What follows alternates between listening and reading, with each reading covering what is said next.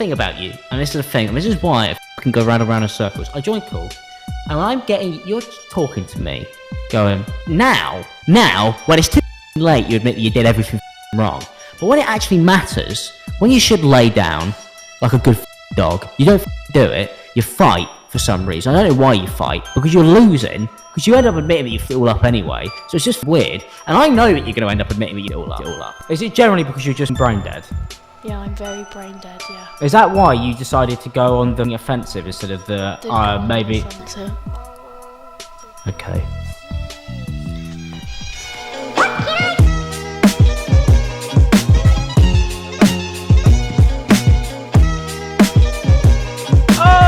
Okay, ImAllexx versus Alice Hez, the lightweight, the featherweight bout, the bantamweights, boys. Let's check this one out here. We've got a co-gendered main event tonight. My favorite YouTube friend, okay? My favorite YouTube friend. One time, all right, this guy phoned me up, all right, with my other closest YouTube friend, ImAllexx, and his beautiful, loving girlfriend, Bunny, who left him to forego her future relations with men and become a deacon. I don't know how this became a ImAllexx thing, but yes, ImAllexx converted a woman into swearing off men forever with his Discord. That is something that did happen, just to be clear. So we got in a phone call, me, Bunny, and ImAllexx, to talk about ImAllexx, where he just sat there and went through explaining exactly how he was going to destroy Slazo's YouTube career. And from that moment to now, I have been waiting to watch this little rat on the balls of his ass sitting there and trying to angle his way out of controversy. Actually, let's just take a look at this. For the people asking, I'm not covering the new ImAllexx thing. This is an unfortunately timed tweet. This is June 12th, 2024. As you guys know, or you probably have realized at this point, Alice would go on to make her statement 3 days later. But there was talks about this, and it was just some random shit, like a short clip that you couldn't really make a lot out of. Alice had been talking about it on TikTok, and I said, look, this is just 2-month-old deleted TikTok stories and shit. When Alice makes a clear and concise statement, I'll consider it a story, but until then, there's literally nothing here for me to work with. I heard about this shit over a month ago. I had some conversations, and nothing I saw was something that I, in good conscience, can make a video on, even beyond what we've seen. When either party even acknowledges it in a formal statement, then I'm down to care a little more. This could literally just be a statement on Destiny.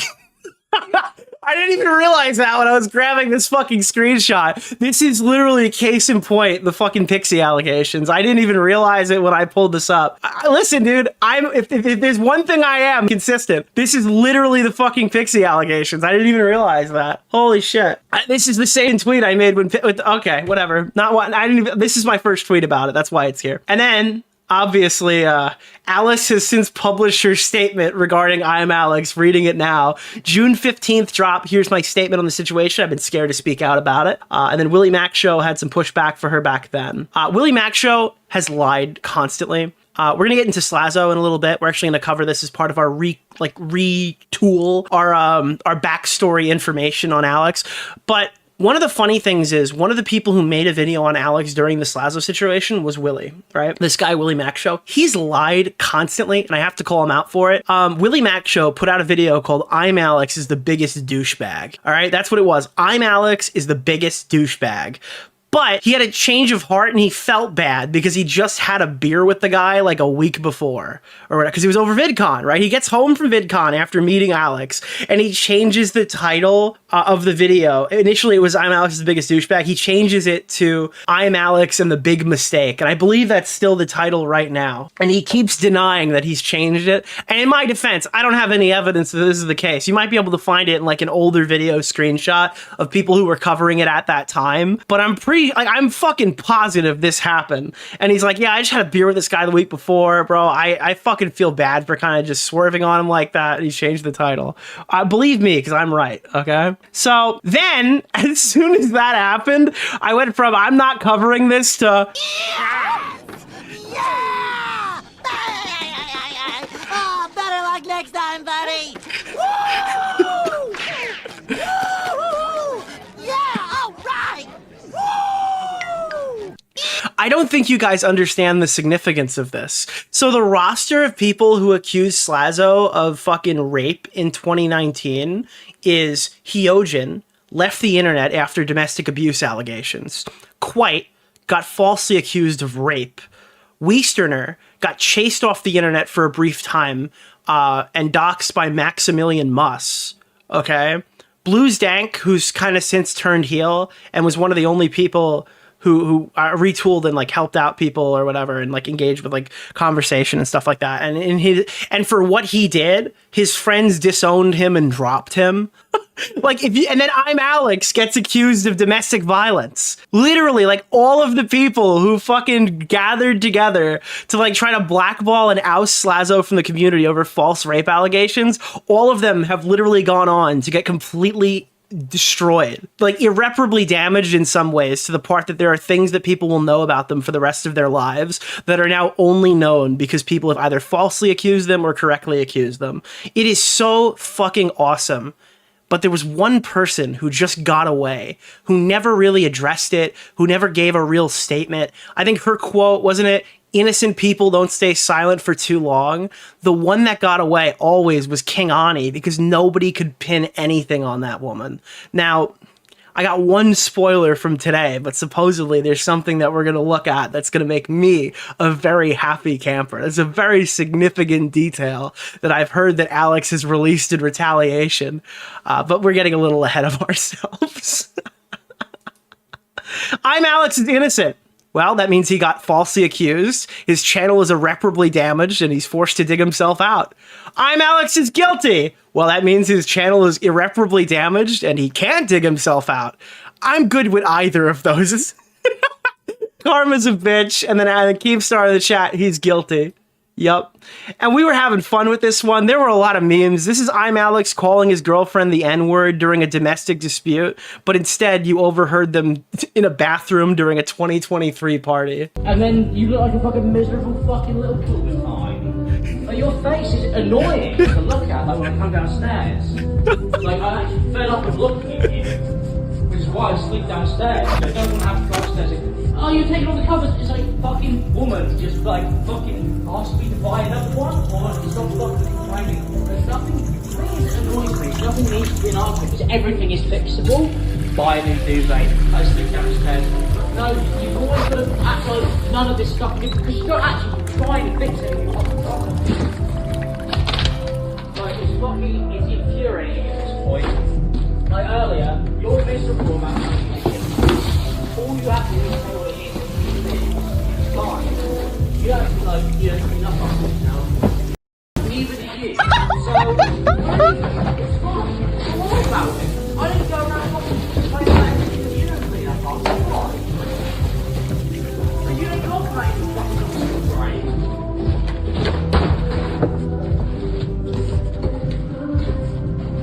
You don't even want us to pay for any of it.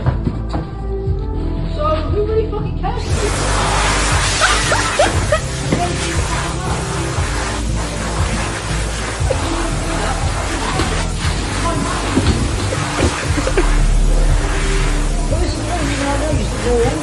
I spent way too much time making this. Is that why you decided to go on the fucking offensive instead of the, maybe...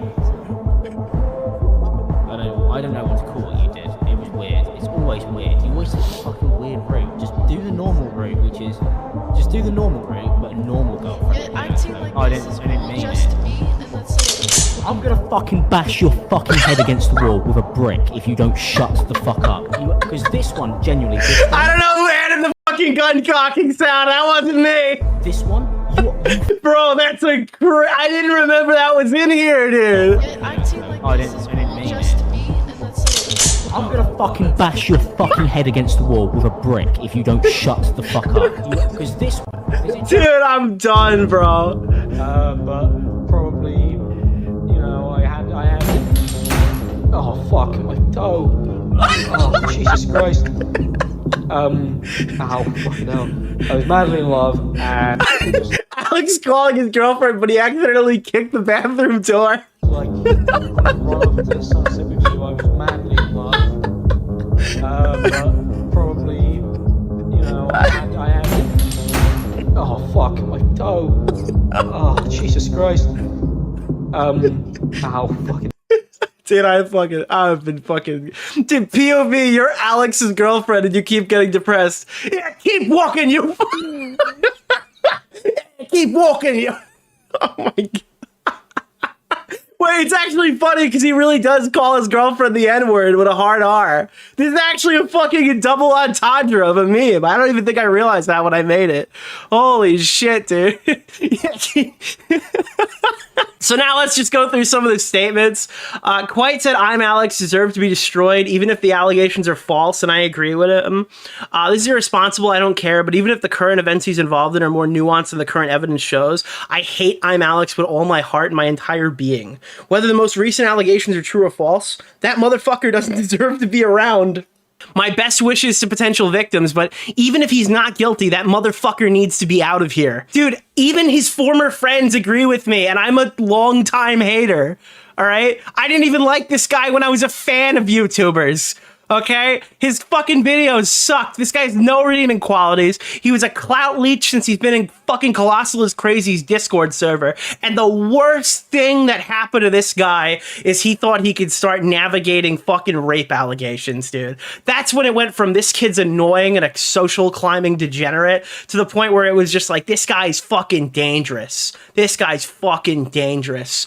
Saying this now is very opportunist, I admit, but I believed in his ability to change, and I didn't know that shit was at this level. Even if he clears his name of this specific allegation, he should be kicked the fuck out of here, and I won't take that back. Holy shit, dude. And again, I still agree with Quiet. Listen, I know this is from June 25th, 2024, but we need to keep this energy in 2025. Memulus has just posted an Instagram story condemning ImAllexx. I'm aware of the Alex situation. I would usually wait until both parties have said their side publicly before speaking about it, but I think the evidence here is overwhelming. I spent this morning reading what Alice has written and going over the evidence she's provided, and no one should have to go through what she's gone through. It's awful and disturbing and has seriously shocked me. I'm still processing what's happened. This is one of the worst situations I've ever seen in my life, and I hope Alice is okay. It took lots of courage to speak out about this. Then Will and E dropped him. If you guys don't know, Mr. Minecraft himself. Actually, he probably could play Steve better than Jack Black. Will and E came out and said, firstly, I really hope that Alice is doing well and commend her massively. I commend her massively. And you know what else is massive? Okay. As Mia mentioned, there were rumors of his behavior early last year. Myself and others hadn't contacted him since or been with his friend for even longer. With that being said, the severity of the abuse Alice published was far worse than anything I'd heard being discussed. That Google Drive is fucking abhorrent, and what he put her through was inexcusable. I don't like any of these people. Good, because they're British. ImAllexx's former roommate. Thank you so much for putting this gigantic gold button here, Elon. Alex's former roommate spoke out in light of recent statements and videos coming out about Alex. Having previously lived with him, I know a lot of people have been asking for my input on things. This isn't and would never be behavior that I would condone on any level. A year ago, I decided I wanted to move out, stop making videos, and associating with him. I had heard things he said about myself and others. Making videos with him at the time in a similar narcissistic manner shown in Alice's screenshots. I had spoken to Alice prior to her statements about this behavior and things that I'd heard him say to her, but I had no idea of the severity or relentlessness of what was happening. It's truly gross and disgusting behavior. I just wanted my standpoint to be known so the focus could stay on the person who was brave enough to tell her story. And then Wavy Webster said, I heard his dentist is sitting on career-ending Google documents that they're preparing to drop. Yeah, it was starting to get a little bit N-birdy. I remember that, like, I was Creepshow Art's editor. Bitch, she didn't even... Bro, have you seen a Creepshow Art video? She barely draws. What did you edit? You threw the screenshot up on the screen. I don't know if your input's really justified here. You honestly, you might have been... You were Creepshow Art's robber, because somehow she was paying you for the low-quality videos she was posting. Listen, N-Bird's very nice. I'm sure he does very fantastic edits. That's not a knock on his character, but holy shit, dude. Could you imagine the Creepshow Art editor drama? That's like the Augie RFC video, like the old style videos where he recorded them fully in OBS. I mean, then again, people like Bo Blacks have script writers so they can read, so they can... No, I think he just had editors. I don't know. Bro, people are lazy. So this is a tweet that's actually not like the others.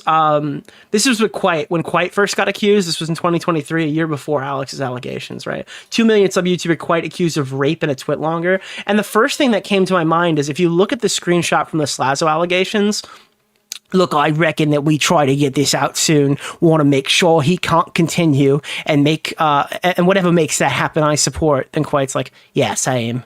And then Hyojin's like, I'm not going to do an Asian accent, but with events coming up, I just want to make sure no one else associates with him. Yeah, Chay, you got that version of the post you said you were going to send. Like, dude, look at this screenshot, bro. One of these people were accused of rape. One of these people were accused of abuse. One of these people is ImAllexx. Boy, did that not age so very well. I just retweeted this today. Yeah, so this is a year before Alex gets accused. And I'm just pointing out the fact, like, Quiet gets accused of rape. Hyojin actually leaves the internet. I think she conceded to portions of her own allegations, which is even funnier. Like, these people in these screenshots are all fucking, like, implicated or have been falsely accused themselves. It is so fucking funny.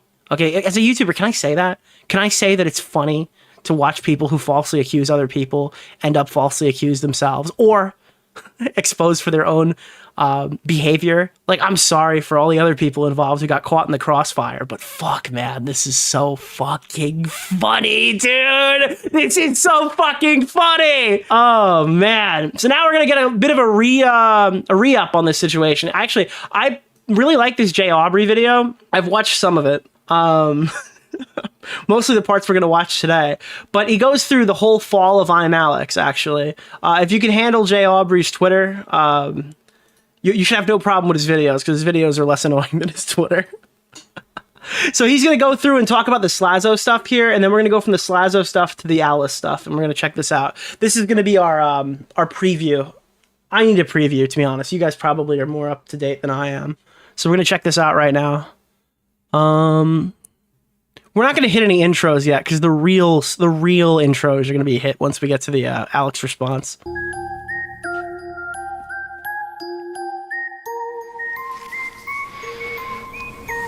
We got the big boss And I think I get a shout out in this, so we're definitely going to watch it.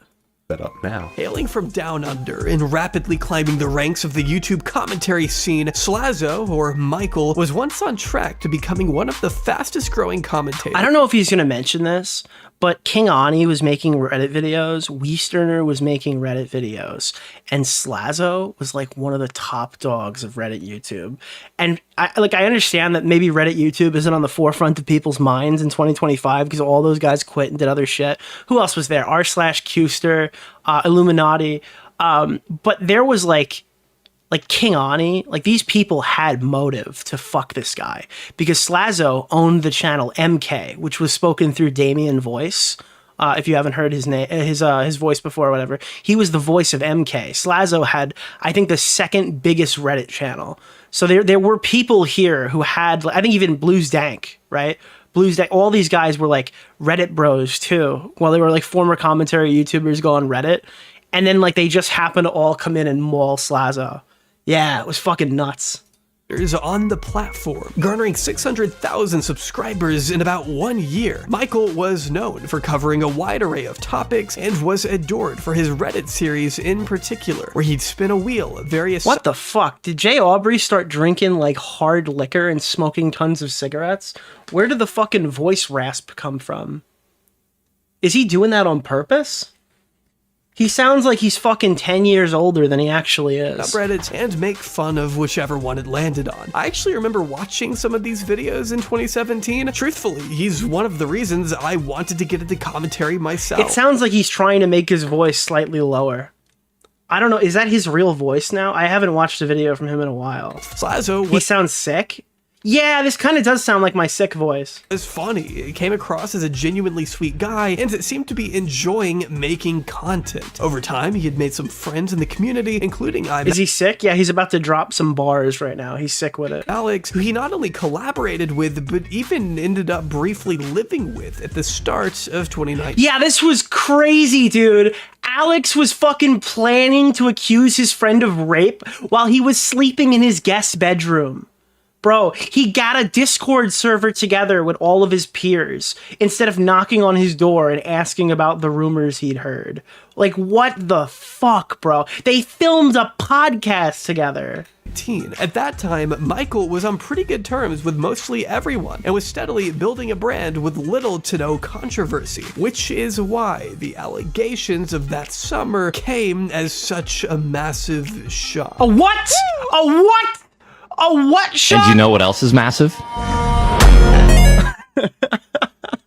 A commentator is under fire. We're talking about a YouTube commentator known as Slazo with 800,000 subscribers. Well, to be clear, he had 800,000 on June 7th, and now he doesn't. On June 10th, 2019, at FizzyPop on Twitter, or Chay, published a twitlonger in which she accused her ex-partner What did Turkey Tom start his video with? Hello, we are tonight's entertainment. Tom was really the one who kickstarted this whole story, and he actually dropped on Augie RFC's show to announce that a big video is about to drop. If you guys go back to like the dates right before this on Augie's stream, Tom teased that like him, Bernie, and all these other people had gotten together and built this fucking insane video that would go on to like have Hyojin baiting suicide. Talking about like flipping dogs and shit. This was like a commentary event. This was like the first commentary event that we were involved in. Yeah, you're talking about the sick intro? It had the chicken wing song. Actually, let me grab that real quick. Let me grab that. Of a litany of disgusting, manipulative, and predatory acts when they were dating in 2016. Chay, who was 14... I'm sorry, this is the most iconic intro in ImAllexx history, bro. And by the way, you know who edited it? Fucking fun fact, this intro was edited by Jay Aubrey. All the way back in fucking 2019. I'd like to start this video off by saying that it deals with rather... I don't care about your disclaimer, bro. Dude, look how many names are on here, dude. Blue Zank, Wilbur Soot, bro! The biter! The pug! The dog! Okay? Like a good little dog. Not like that, Wilbur. Bro, there's so many of these guys that got fucking mauled. Come on, follow along. Feel the group and get yourself to move. Jake Baz is on both sides, okay? He's on this side or whatever. On this drama, not on that one. Hello, we are tonight's... intro by Jay Aubrey. Hello. We are tonight's entertainment. Bippity boppity boopity. Here's the fucking scoopity. As for this current drama... I still recommend watching this. This was fucking crazy. Number 8. Thou shalt not bear false witness against thy neighbor. This is a great video. Alright, back to the fucking summary though. 15 at the time, alleged Michael, who would have been 16 to 17, had sexually assaulted her on numerous occasions. Alright, this one's a little bit more serious than the one we were just watching. I'm sorry. Wow, that one just took a turn. Would have been 16 to 17, had sexually assaulted her on numerous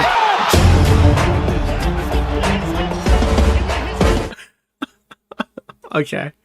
occasions, legitimizing her claims with a well, to be clear, it was fake, so I can make that joke. Cachet of screenshots that showed some pretty shocking and heinous messages from Michael, where he seemed to allude to rape in an extremely callous and inappropriate way. Dude, the tweet was like, it's rape time! Chay described were horrific, so it made sense when the vast majority of the community threw their immediate support behind her. After all, it's worth taking claims like these seriously, and it genuinely seemed to many like Chay had been taken advantage of by a sex-hungry monster. Michael began losing subs, and a number of his former friends made a concerted effort to distance themselves from the man who then seemed pretty guilty. When Keemstar reached out for comment, Michael had a brief and vague message to relay to the public. He immediately wanted people to know that there was a lot more to this, and that there were things in her statement that were flat out false, indicating he was working on a longer response that would take some time to put together. Michael also alluded to being taken. And these like little rats had a group chat where they were planning out, because this was all centered around the fucking VidCon YouTube convention that we're going to this year.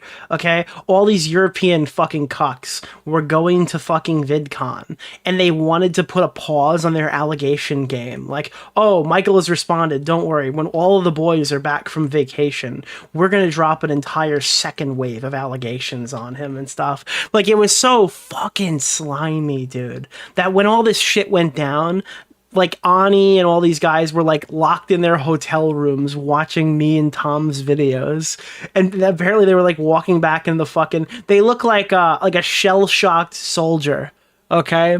who's just got brain fog walking through like an active war zone, but it's not really an active war zone. They're hallucinating. It's really a VidCon party, and they're on the fucking beaches of Normandy. That's what it looked like for these guys who wanted to fucking ruin Slazo's life when they went on vacation. Taken aback by Chay's claims. He tells Keemstar that he and Chay had resolved this matter a few times in private. Chay then released a response to this short statement from Michael, in which he says he did not deny the alleged behavior to her when they spoke on Instagram, providing several screenshots of DMs to back this up. But as some pointed out at the time, a closer examination of these DMs revealed something else. Chay claimed in her original statement that she heard Michael had been acting strange and making people uncomfortable, and that's one of the reasons she went public to begin with. Here, we can see Michael repeatedly asking where she heard this, and she doesn't say. Chay asserts, "I'd heard from people you'd been weird to others," to which Michael responds, "Who? The only person I've really talked to is that Unicorn Powers girl," another online personality. In a separate She kind of got wrapped up in this, and that was my bad. Her name was like looped into everything, and she was in some of the group chats, but she'd supposedly left before things went crazy. So I think she was ultimately blurred from the video as like listed one of the names that was involved. Screenshot, he can be seen asking, "What things did you hear I'd done to make you concerned? I've really barely even gone for anyone this whole time. You've been asking me if I'm talking to any girls almost every time we've spoken, and I've said no in 90." Oh, sorry. I forgot the big fucking coup de grace talking point. Do you know that these people were 14 and 16 years old? That's the other angle to this, okay? These fucking random Australian kids were having their public relationship litigated, and they were both minors. That was another thing. They needed a team effort of some of the biggest YouTubers at the time to take down a fucking high school relationship. % of the time, indicating to Chay here that there was a limited number of people that he had been romantically involved with. While it's not unusual or wrong to withhold another victim's identity from the public, after all, it is their story, they should be the ones to tell it, there was a certain like, everything here is like, hey, this sounds irrational as fuck, and we have no idea what we're doing. Maybe we should stop. And instead, these guys were like ego maxing and just kept going deeper and deeper. These are horrible people, dude.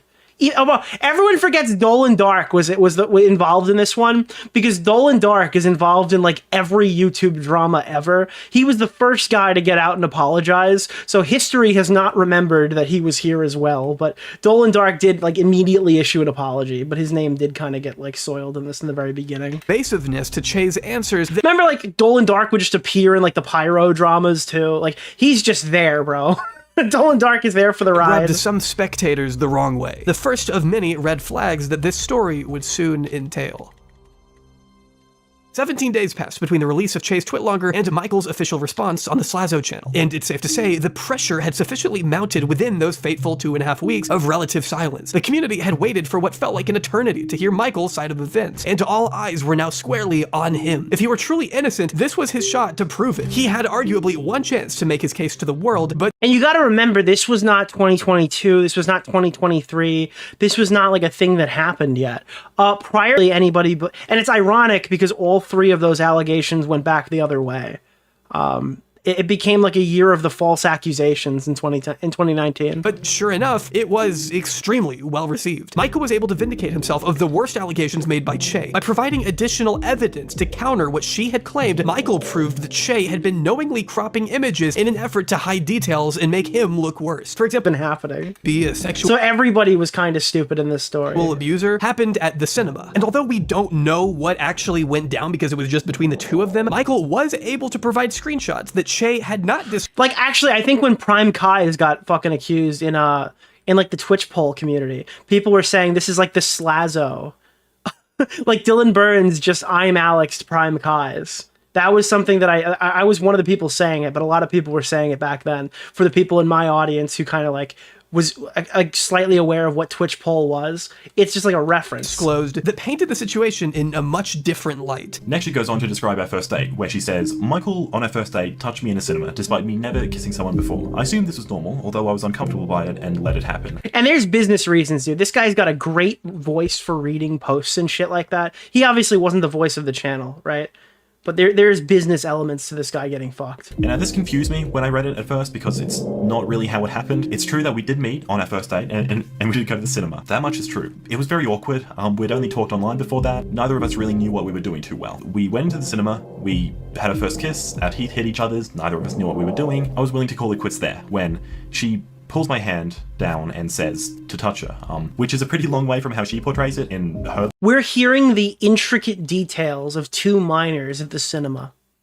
And this is requested because of because some fucking stupid YouTuber wrote a Google document for some girl. That's crazy to me, dude. Version of the story. In fact, she was actually the one who brought up the entire idea of doing anything in the cinema. Could you imagine your fucking story of your first kiss or your first date or whatever when you're a fucking young teenager getting litigated online for millions of people to watch? I had no reason to believe she wasn't as in on this as I was, so I'm not sure why she made it look like this. Michael also rejected Chay's claim that he had removed her bra and took advantage of her while she was crying, stating he would never do such a thing, and even provided this screenshot of Chay implying earlier that her bra coming off was a mistake. In this next bit of her statement, Chay says that I got touchy-feely in a park and I was making unwanted advances while she was crying and asking me to stop, and that I moved her hands to touch myself. That is a very fucking violent allegation. That is an insane allegation. But this isn't how it happened. What did happen was this was a very awkward but mutual situation where she describes I moved her hands to touch me. She did that of her own volition, and she even mentions this in Discord messages from after we. And how is there evidence of this? How is it not deleted? Met up in person. Yeah, I'm not sure why she would lie about that. And the way she talks about what happened at that park is very different from how she says it publicly. Bro, if he didn't have that screenshot, he's fucked. This is pure luck that this person didn't even fucking dot their I's and cross their T's when making a false allegation, dude. She is very much on board with it, with the messages from the time where it actually happened. And the way she talks about it then is very different from the way she talks about it in hindsight. I had absolutely no reason to suspect that. It screams like this is an allegation where the twitlonger was written by somebody who wasn't there. Spoiler alert. She didn't want what was happening, or that she wasn't on board with it. She even mentions doing other things, and I had no reason to not think that she wasn't as keen as I was. She also mentions me taking off her bra while she's crying. Firstly, I would never do this. If I ever suspected that she didn't want any advance I was making, I would stop. The way she talks about it in the messages from the time gives the impression that I wasn't even intentionally trying to take off her bra, which I wasn't. He also gave evidence of Chay lying about more. Is Slazo and Kavos related? No, they're not. One's Australian, one's British. But you might know Kavos' brother. He goes by a similar name, the Covernacle. He's highly known in the politics community, and he's a total retard, okay? I guess Kavos got all the brains. Yes, the Covernacle is actually Kavos' brother. Trivial aspects too. She said in her twitlonger, for example, that Michael had been her first romantic partner, while these screenshots showed a fun British fact. Different story. Apparently she had told Michael that she had been with at least 2 other people before him. She also mentions later in the post that she's never been in a relationship before. This isn't the impression that I was under. I was under the impression, from these screenshots here, that she's had at least 2 boyfriends and 1 girlfriend before we ever met. Dude! So I'm not sure why she would say this. She states that she had intentions to wait until 16 before doing anything. I never got this impression. She never said this to me. She never implied it. In fact, very early on in a Skype call, she said to me, nobody needs to know, when I asked her if she wanted to wait to do anything. So I'm not sure why she said that and why she thinks that. For the sake of time, I won't meticulously go through and show you everything Michael revealed, but I have included his original video down below in case you'd like to see for yourself and come to your own conclusion. The general consensus across the internet, though, was that Michael had managed to illustrate a much more nuanced series of events than Chay had depicted. This led to people shifting their support away from Chay, who they now believe to have manipulated facts and omitted relevant content. It's not just like, dude, you can be wrong about stuff. The double down is bad, but you can be wrong about stuff. But you can't be a participant in the creation of this shit, right? That's just fucking. This is how John Swan got fucked or whatever. Dude, you're not a hero. We're YouTubers. We read the Google documents. We don't write them. Why on earth would you put yourself in a position to be the hero? It's just such a fucking stupid idea. Michael was a perfect person or boyfriend either, as he admitted in a later interview that he suggested Chay change her antidepressants to increase her libido. I suggested at one point that she go off her antidepressant I suggested... Yes, dude! Yes, bro! There it is! She'd go to another one, but at other points I insinuated that it might be a bad thing that she was on... When we get to me, I'll kind of explain what happened. These antidepressants. Why? Her sex drive, like she said. So your intention was to amplify it or to decrease it? Yeah. Oh, by the way, I'm sorry. Wait, I'm sorry. Okay, so when I said yes, it wasn't to decreasing medication to increase sex drive. I was saying yes because I've been shouted. I'm on the screen. That's me. That's my video. It had nothing to do with the thing that he can. Just to be clear, guys, for anyone wondering, I definitely was not saying that. That's a point against you, I would say. Yeah. That is an absolutely shitty thing to do. He never tried to defend it, and it's also worth noting that they were both extremely young when these events took place. Yeah, dude, I can't believe that 16-year-old said, "What? You're not horny anymore. Stop taking the medicine drug." Yeah, dude, what a rapist. They were both in high school. Well, I'm sorry, you could say this is a monstrous thing to say or whatever. He's a fucking 16-year-old. That's like the only thing they're thinking about at that point.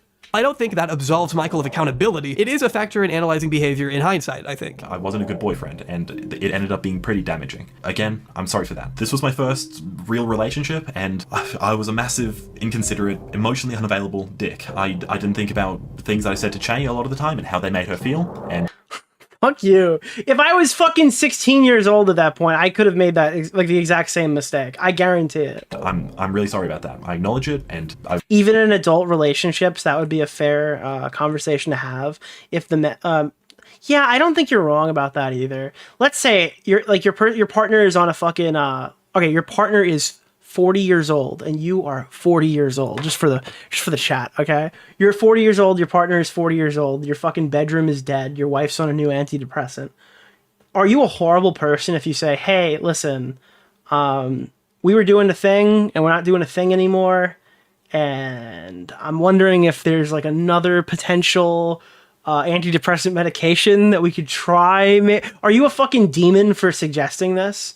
I don't think so. I've tried my best to make... But it's fucked up that it was said to a kid. But it's also from a kid, so then at that point, that cancels out how fucked up it is. Being a shitty, distant boyfriend, which she had owned up to, is a lot different than being a rapist or predator. Yet these labels were... Nick is horny, bro. Bro, if I'm in a 20-plus year marriage, right? 20-plus year marriage, bedroom is completely dead.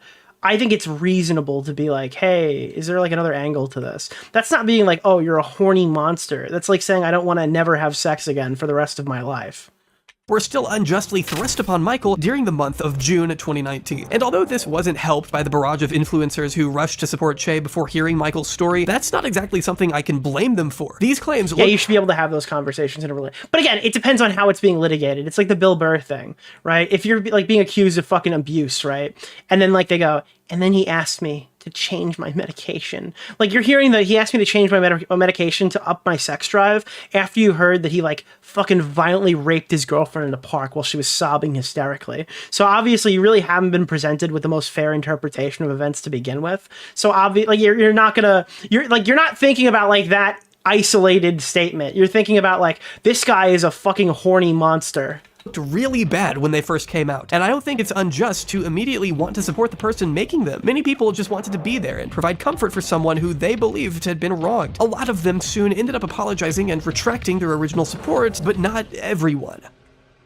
I want to make a statement because of the fact that obviously I came out and supported Chay when she posted her. By the way, I just want to say right now, listen, I just want to make a statement because I originally supported Alice when she came out and made her statement. I do want to say the things that Alex has done are horrible, they're deplorable. Even the things that he's been accused of so many different things. Even if he hadn't done some of the things, the stuff he's admitted to is just bad enough. So I'm not going to be able to support him moving forward. Her twit longer, and obviously now Michael's video has come out where he's debunked some of the things that were put in there. First of all, I already knew that some of the screenshots that were used in Chay's twit longer were jokes. Why? Wait, what? Why? Then why? What do you mean? That you knew ahead of time that they were going to publish jokes next to serious allegations in a fucking statement? You fucking prick. Like, you knew this?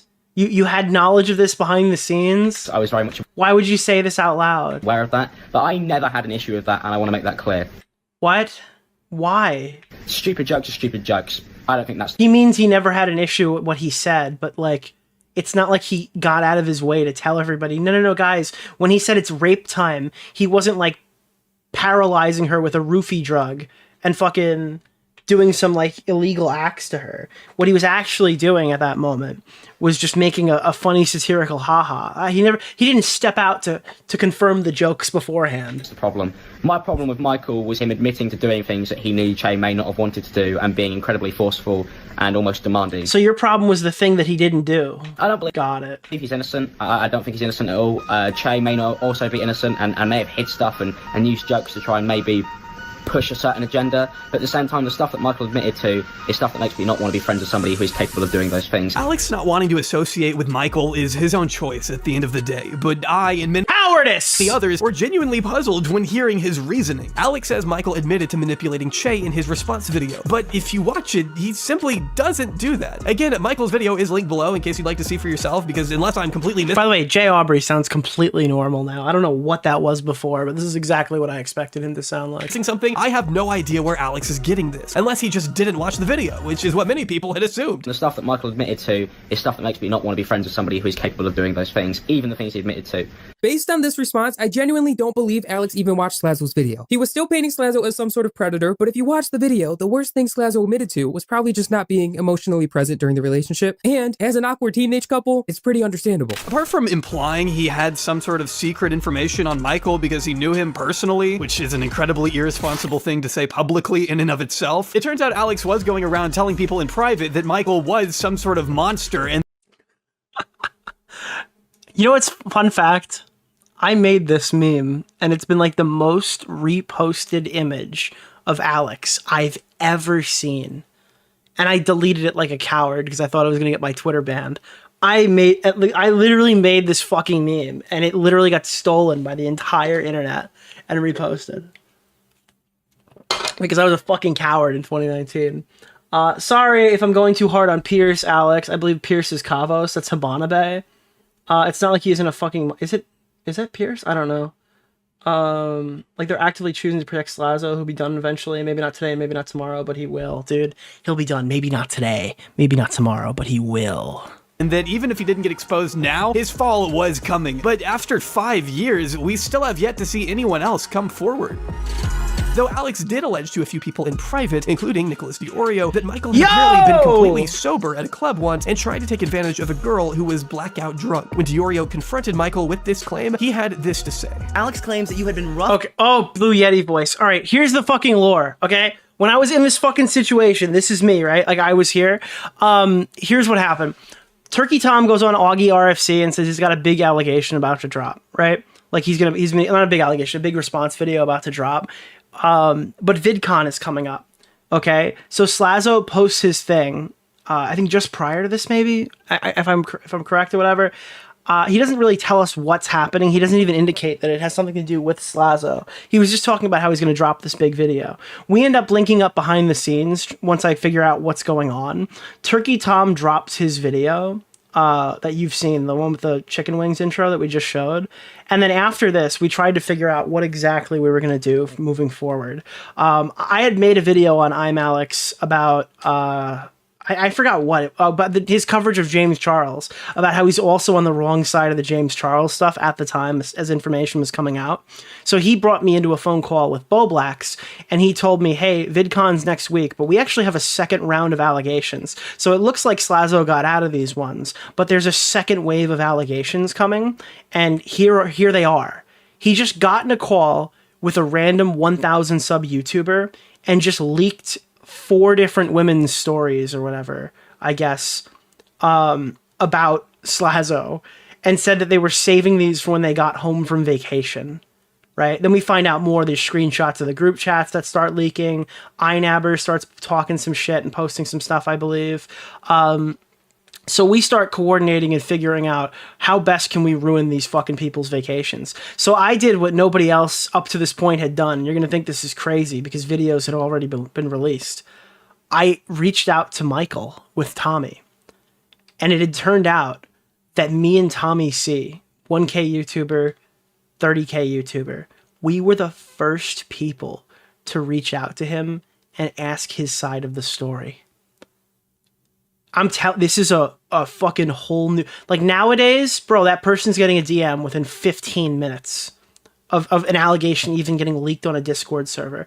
We were the first people who called Michael or even reached out to Michael to ask what happened. So I go, holy shit, I don't have a lot of connections at this point because I'm extremely small and I don't really know what I'm doing. But I need to get somebody who does know what they're doing. So I pulled the one string I had and I brought Catch 33 into the call, and I set it up with me, Colossal is Crazy, and Tommy C to do the interview. And And then we hosted this or whatever in like a random Discord server. We recorded an interview, and because my memory is pretty decent, and like I'd been writing stuff down while I'd spoken to Alex because he gave away the entire ship beforehand. I went through and I questioned him on all of the allegations that Alex had yet to release on Slazo. So then I got in touch with all the other guys and told them that Alex and Hyojin and all these freaks were planning on doing some weird VidCon bullshittery. Literally the gayest op in the history of gay ops was happening right now. So the only way to fight fire was to launch our own. So I got in touch with every YouTuber I had known, like commentary people. Black Wolf Company. I don't think Pegasus was known yet or involved directly with us, but he ended up publishing videos around this time back when he made like decent content. I got in contact with Bo Blacks. We were doing a stream. It was like Bo Blacks drops Monday. Turkey Tom's second video drops Tuesday. Nick DeOrio's fucking video with the interviews drops Wednesday. BWC's video drops Thursday. Like, we literally dropped a new video about this every single day for the entirety of the VidCon week that all had different information in it. And it was being reported back by people who were on the ground in California, how they were reacting as it was happening. It was like we were lobbing missiles into the sky. And we had on-the-ground reporters telling us how bad they were freaking out. Like, when Turkey Tom dropped his second video, I believe, there were VidCon rooms, and they were watching these guys, like, fucking haul ass to fucking rooms. And I think, actually, if you check Blues Dank, he's talked about this on video, where they all just kind of sat there in silence, watching everything crash and burn around them, knowing this. There was, like, an unspoken, or actually, rather, eventually spoken rule, where it's like, if you speak out about this situation at all, you're speaking out against the rest of the group. So you can't apologize. You can't put, like, you can make the generic, like, discussion statement, update statement, or don't at all. It doesn't really matter. But if you fucking start interacting with, like, Nick and Tom and all those people, you've, like, forsaken the group. And I believe that Blues Dank lost almost all of his friends for interacting with us later. Or even some at the time. But so we were dropping these videos, and then like ImAllexx was in a brain fog. He was having fucking PTSD stints walking through VidCon, just going up to people at the parties while everyone's drinking and having a good time. Like, hey, let me just explain this situation, mate. Let me just explain what happened, mate. And everyone's like, dude, fuck off. We're drinking with the boys. Go away. Now, listen, mate. I could just explain this stuff with Michael. It's what happened, mate. It's just. To the point where like Willie Max show sat down and had a beer while Alex tried to like opened his heart or something to him. I think that's what Willie told me. Holy dude, it was so fucking funny. People talk about us like the commentary cabal where we orchestrate shit. For the most part, we don't do that. It just happens organically. But at this point, like the tiny YouTuber association, all right, the very, very small, early, up-and-coming YouTube commentary community literally hauled ass to fucking coordinate our own response to the coordinated attacks and false allegations against Slazo. We absolutely fucking did that shit, and it was hilarious. All right, keep going. That Michael had apparently been completely sober at a club once and tried to take advantage of a girl who was blackout drunk. When DeOrio confronted Michael with this claim, he had this to say. Alex claims that you had been rough and forceful with a girl while staying with him. He claimed you were completely sober and forcefully getting this woman drunk. Allegedly, Alex had to step in. That was the crazy thing. He said he like forcefully got her drunk. Like he was just like fucking bringing her drinks and shit and getting her drunk the whole fucking night. And dude, bro, my question is this, Alex. You're not a bystander. You're there. You think your friend's gonna rape this woman. Why not say something, dude? You're in the room while he's doing this. And remove the girl from the situation as you begun kissing and sent her home in an Uber. Alex also claimed he told you, we don't do that shit around here, man, and bullied you for the next... And then Alex tried to fucking... By the way, Alex, when he was in this phone call, was sitting there, camera on, wearing his own merchandise. Yo, goated! Thank you for the 50. Bro, this guy was sitting there wearing his stupid pink internet sensation t-shirt while he was explaining how he was gonna ruin Slazo's life, dude. It was literally like the first sponsor moment. Like, while Alex is sitting here, his stupid internet gaylord hoodie was screaming at me. And by the way, that was his own thing. I didn't call him that. He called himself Internet Gay Lord, and then we found out that he only dates women, apparently. That was dude, that's another thing about Alex. Fun fact. Dude, his whole fucking brand was being bisexual, bi-curious, gay, and again, whatever. If he is, perfectly fine. But then this guy gets accused, and it's all women! Bro, this guy's had like 16 uncontested girlfriends. I thought this guy's whole merchandise was rainbows. What the fuck happened? Yeah, this was really confusing to hear, honestly. This is a complete embellishment of what happened.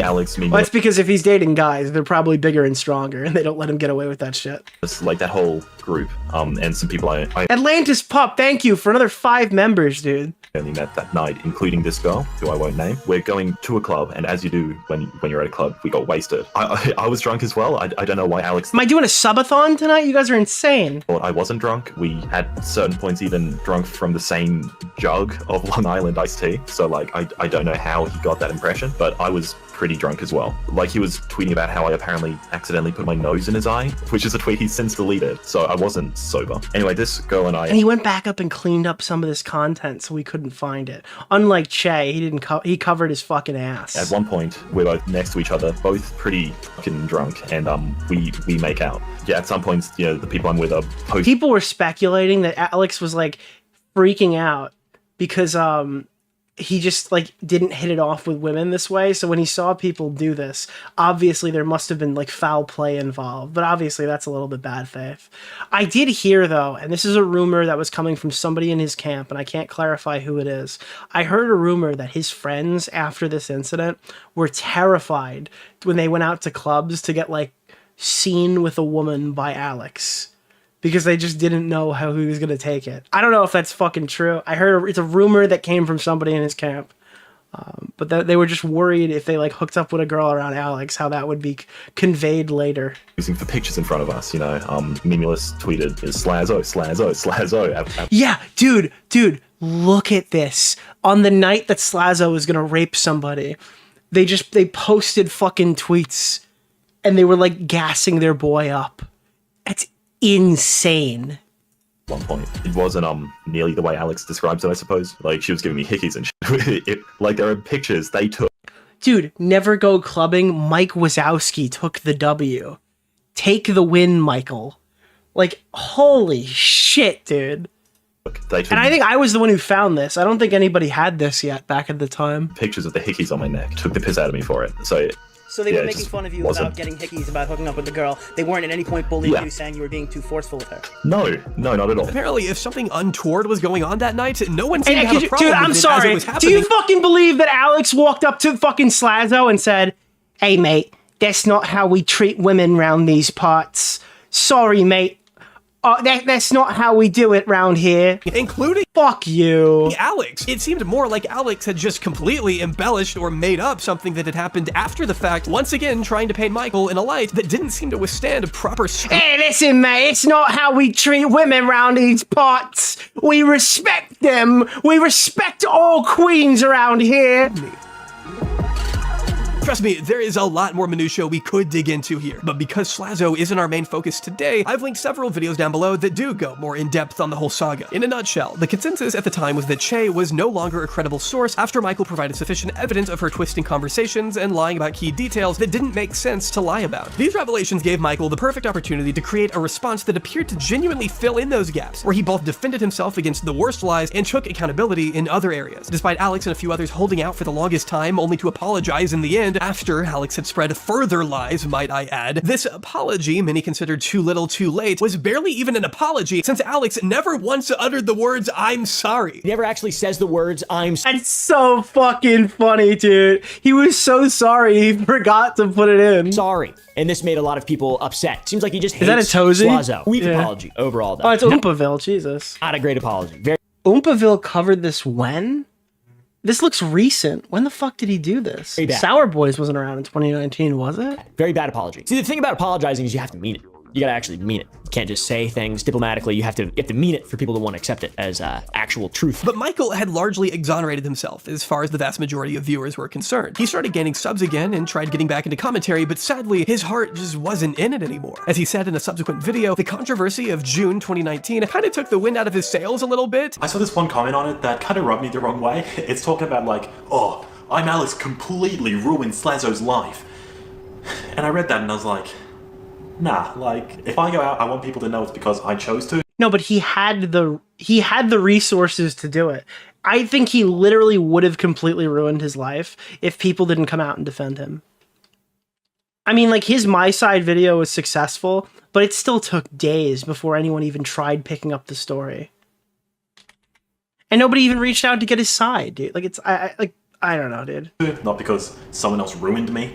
So that's mainly why I'm here today. I'm sure you can imagine all, the thing you love about YouTube kind of turning on you and the community, The damage was done, maybe to him mentally, but no, he was, there was a big pro Slazo thing after this. He absolutely, if he wanted to, if his heart was in it, he could have capitalized it and came back better.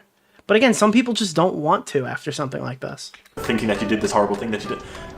It kind of takes the wind out of the sails, not gonna lie, so I didn't really want to make videos anymore. Michael didn't disappear from the internet entirely, though. Instead, he directed his attention toward a second channel by the name of MK, which ended up exploding in popularity that same summer. It was already blowing up, yeah. As of today, it sits at over 3 million subscribers and 2.6 billion views. And then YouTubers do this a lot, where you don't even know it. They run, like, shell YouTube channels, and they pay voices and stuff. It's like YouTube as a business. If you're not enjoying it, but you're still good at the algorithmic stuff and you're still good at building channels and growing audiences, why not take advantage of that skill? And obviously Damien's gone on to have a very successful career even outside of the MK brand. Michael didn't exactly lose in the end, but it wasn't for a lack of trying on Alex's part. The Slazo debacle would serve as a defining hallmark of the ImAllexx lore and would greatly damage his reputation to many of those who had been paying especially close attention. The baited podcast. And by the way, he had to like apologize previously before. There's obviously the stuff with Ed, like Zaptai, and then he had to apologize to James Charles, who ultimately would go on to be exposed for worse things than what were accused of him there, because he jumped in and like self-inserted into the original James Charles allegations. Just held a reunion episode for the first time in a year, where hosts Keemstar, Tommy C, and Colossal is Crazy set their differences aside and took turns expressing their shared disdain for Alex, even if this devolved into a shouting match about paychecks. That you weren't including the 3%. The extra 3%. It's not this 3%, it's just an extra $5,000. That 3% is an extra $5,000. I think Baited came back again when ImAllexx got exposed a second time. It's because all of these guys hate Alex. Tommy hates Alex. Clown hates Alex more than anybody. If Colossal is Crazy ever creates another YouTube video, fucking write it down. It's gonna be an ImAllexx one. I almost don't want to ever do anything on Alex because I want Clown to make that video, and I think it'll be his best video he ever made. He hates Alex that much that I could see Clown finishing a video. Presenting it as an extra $5,000 a year, not an extra. And if he's not considering it, it's time, buddy. You should. Oh, did I mute? Views into this thing, and you were trying to rob me, which is I still haven't apologized to this day. Oh, I don't think I'm going to. I didn't do anything wrong, did I?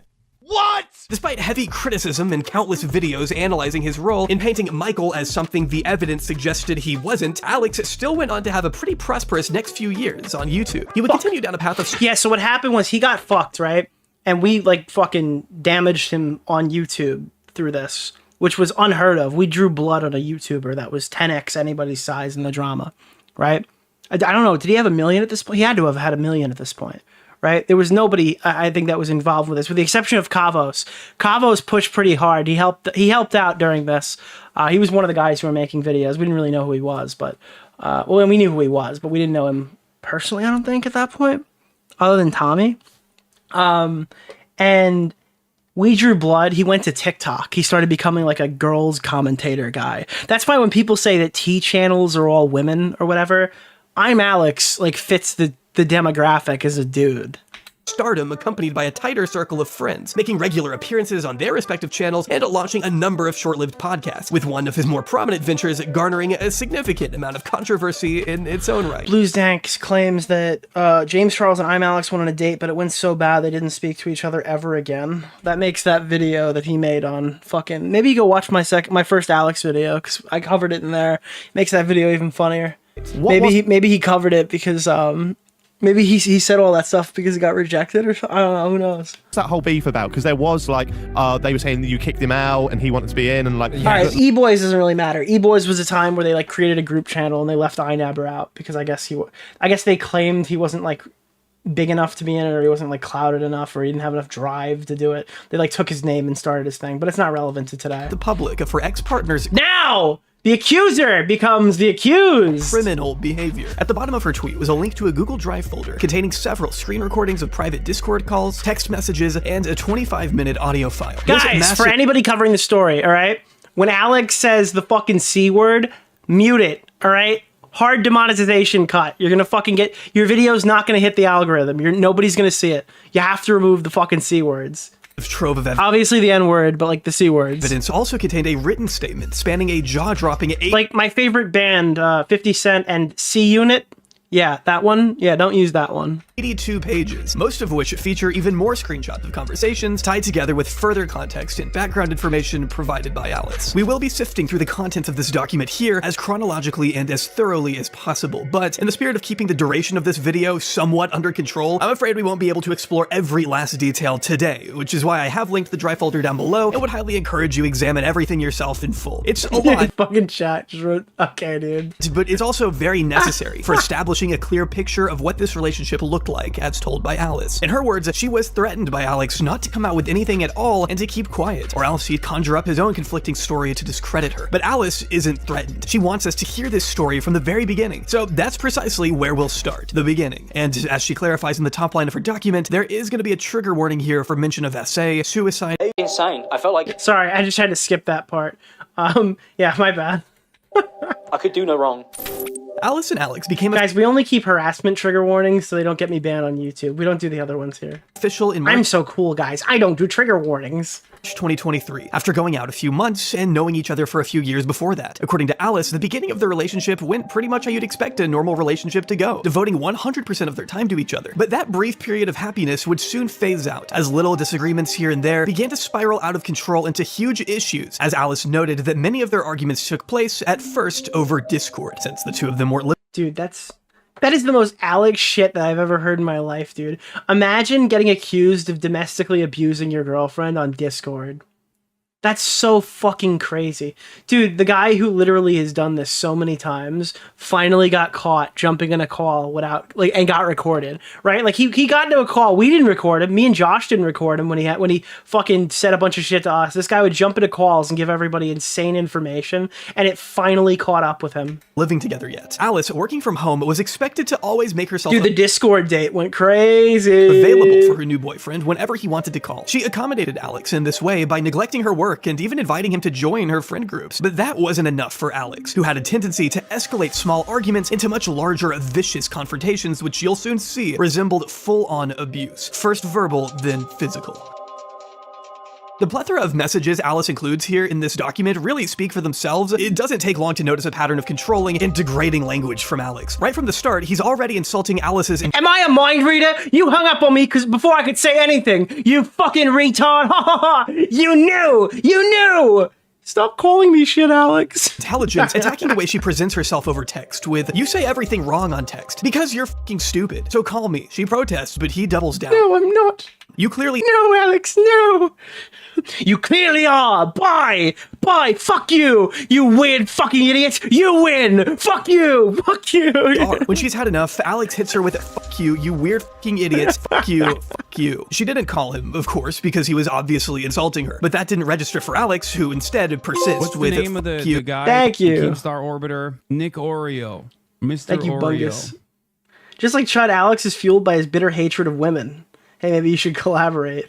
They should collaborate. Cute. He repeats like a stubborn kid needing proper discipline, even though she's the one with the quote literacy of a child, according to him. It's pathetic on his part, but these fits weren't uncommon. In fact, unfortunately, they only got worse as the relationship progressed. There are times— Dude, all the fucking quote unquote like abuse allegations here just scream like little man wants big power. And that's why like I see Alex doing this shit and it's so fucking second nature when it comes out of his mouth. It just screams little man needs big power.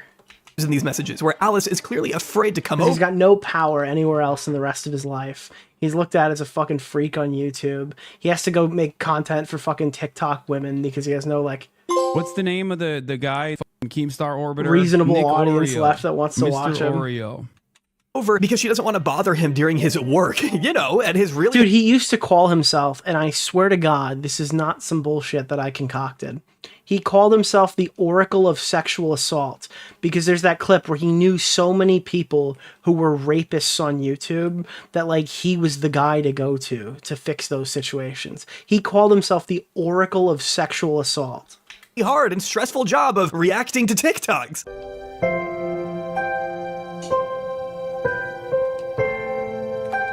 Dude, this is such fucking... This is what he had to do after, yeah.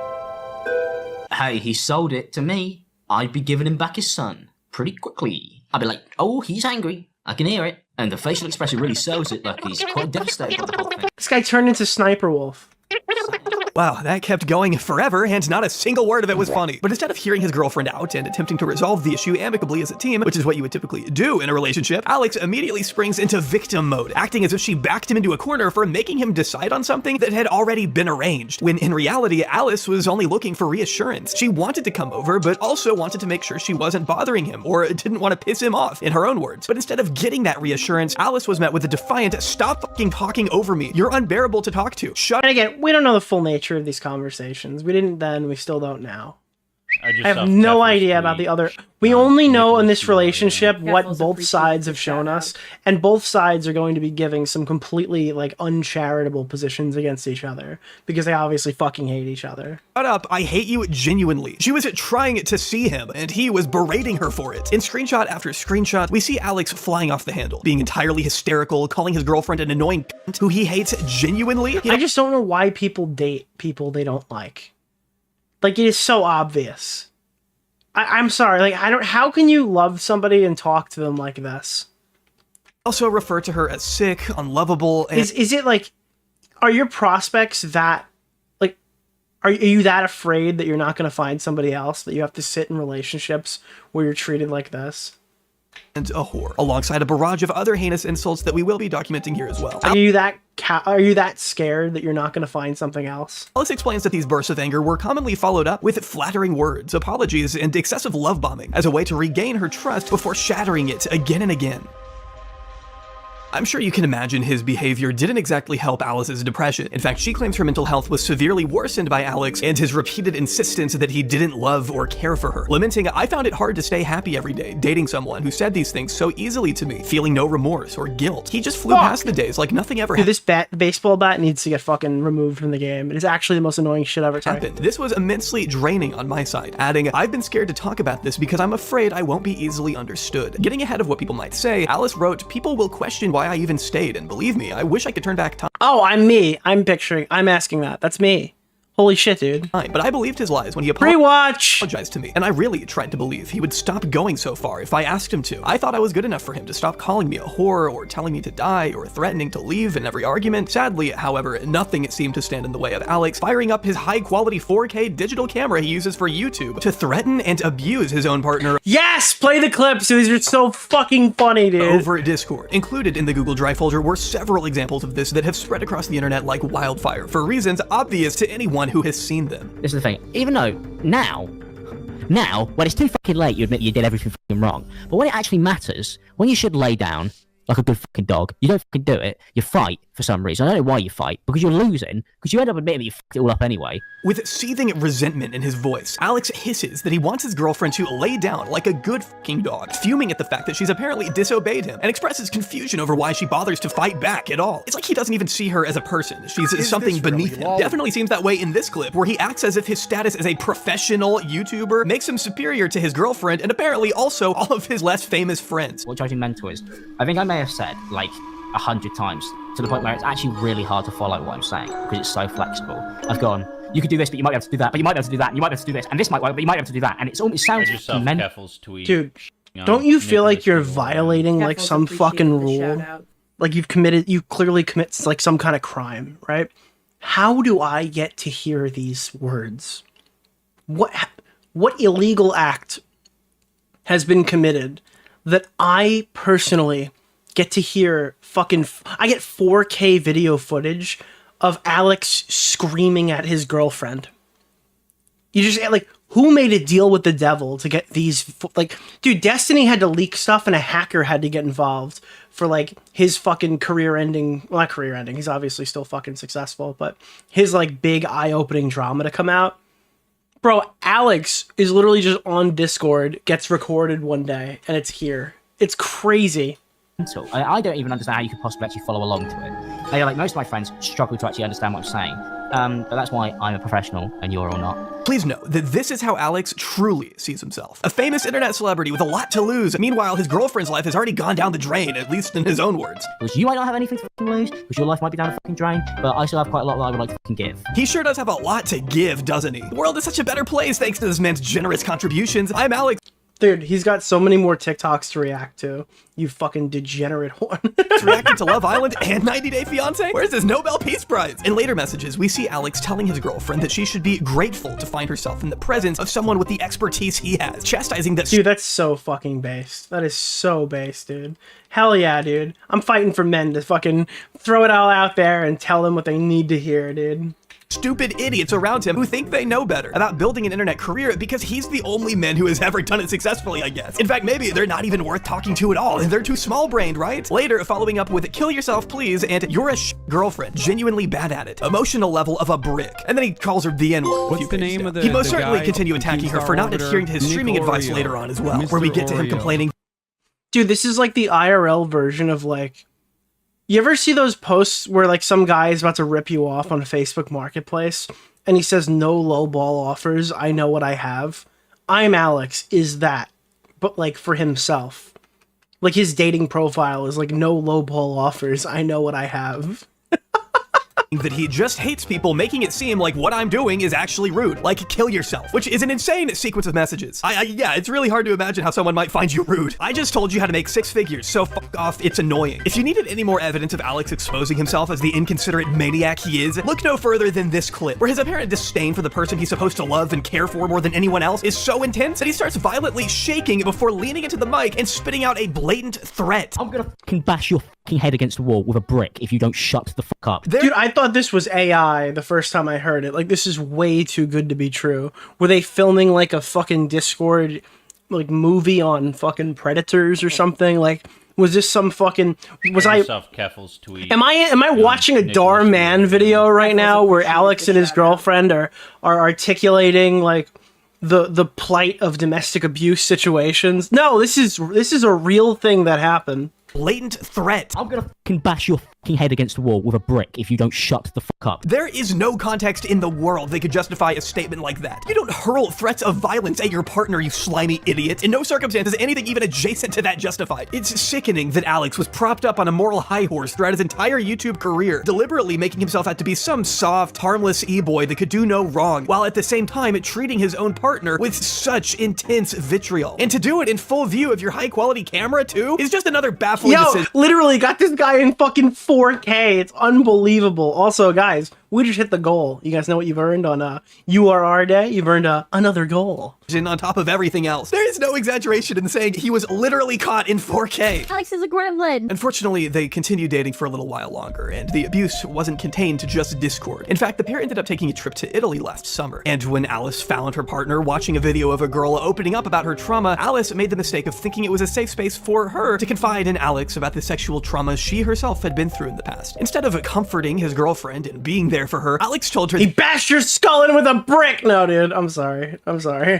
that he didn't want to hear about what has been done to her by other guys, prompting— Dude, I have the best gift ever. Dude, actually, is Alex a fan of Eminem? Hold on. Dude. Imagine rolling up to this guy. What is the British VidCon that they go to? The other one?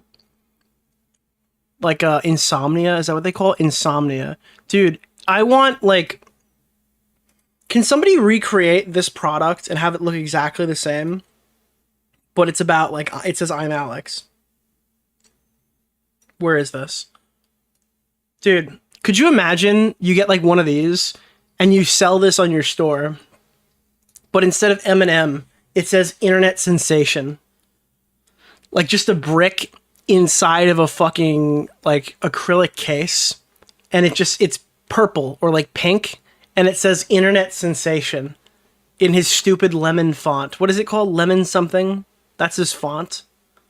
Holy shit, dude. You would sell thousands, absolutely fucking exceed all costs to make that. Alice to leave the room crying. But not even then did Alex stop to consider how he was hurting her. Instead, he threatened to end the vacation early by flying back on his own, knowing damn well that ditching Alice on her third trip abroad would leave her feeling sad, scared, and alone. I spoke about something I went through and the trauma, opening up to him about my experience with SA, and this is how he responded, she says, providing this screenshot of Alex calling her fucking weird for bringing up weird shit on their— Dude, I forgot, what was the issue with this? So was it Alex, like, what was he accused of doing?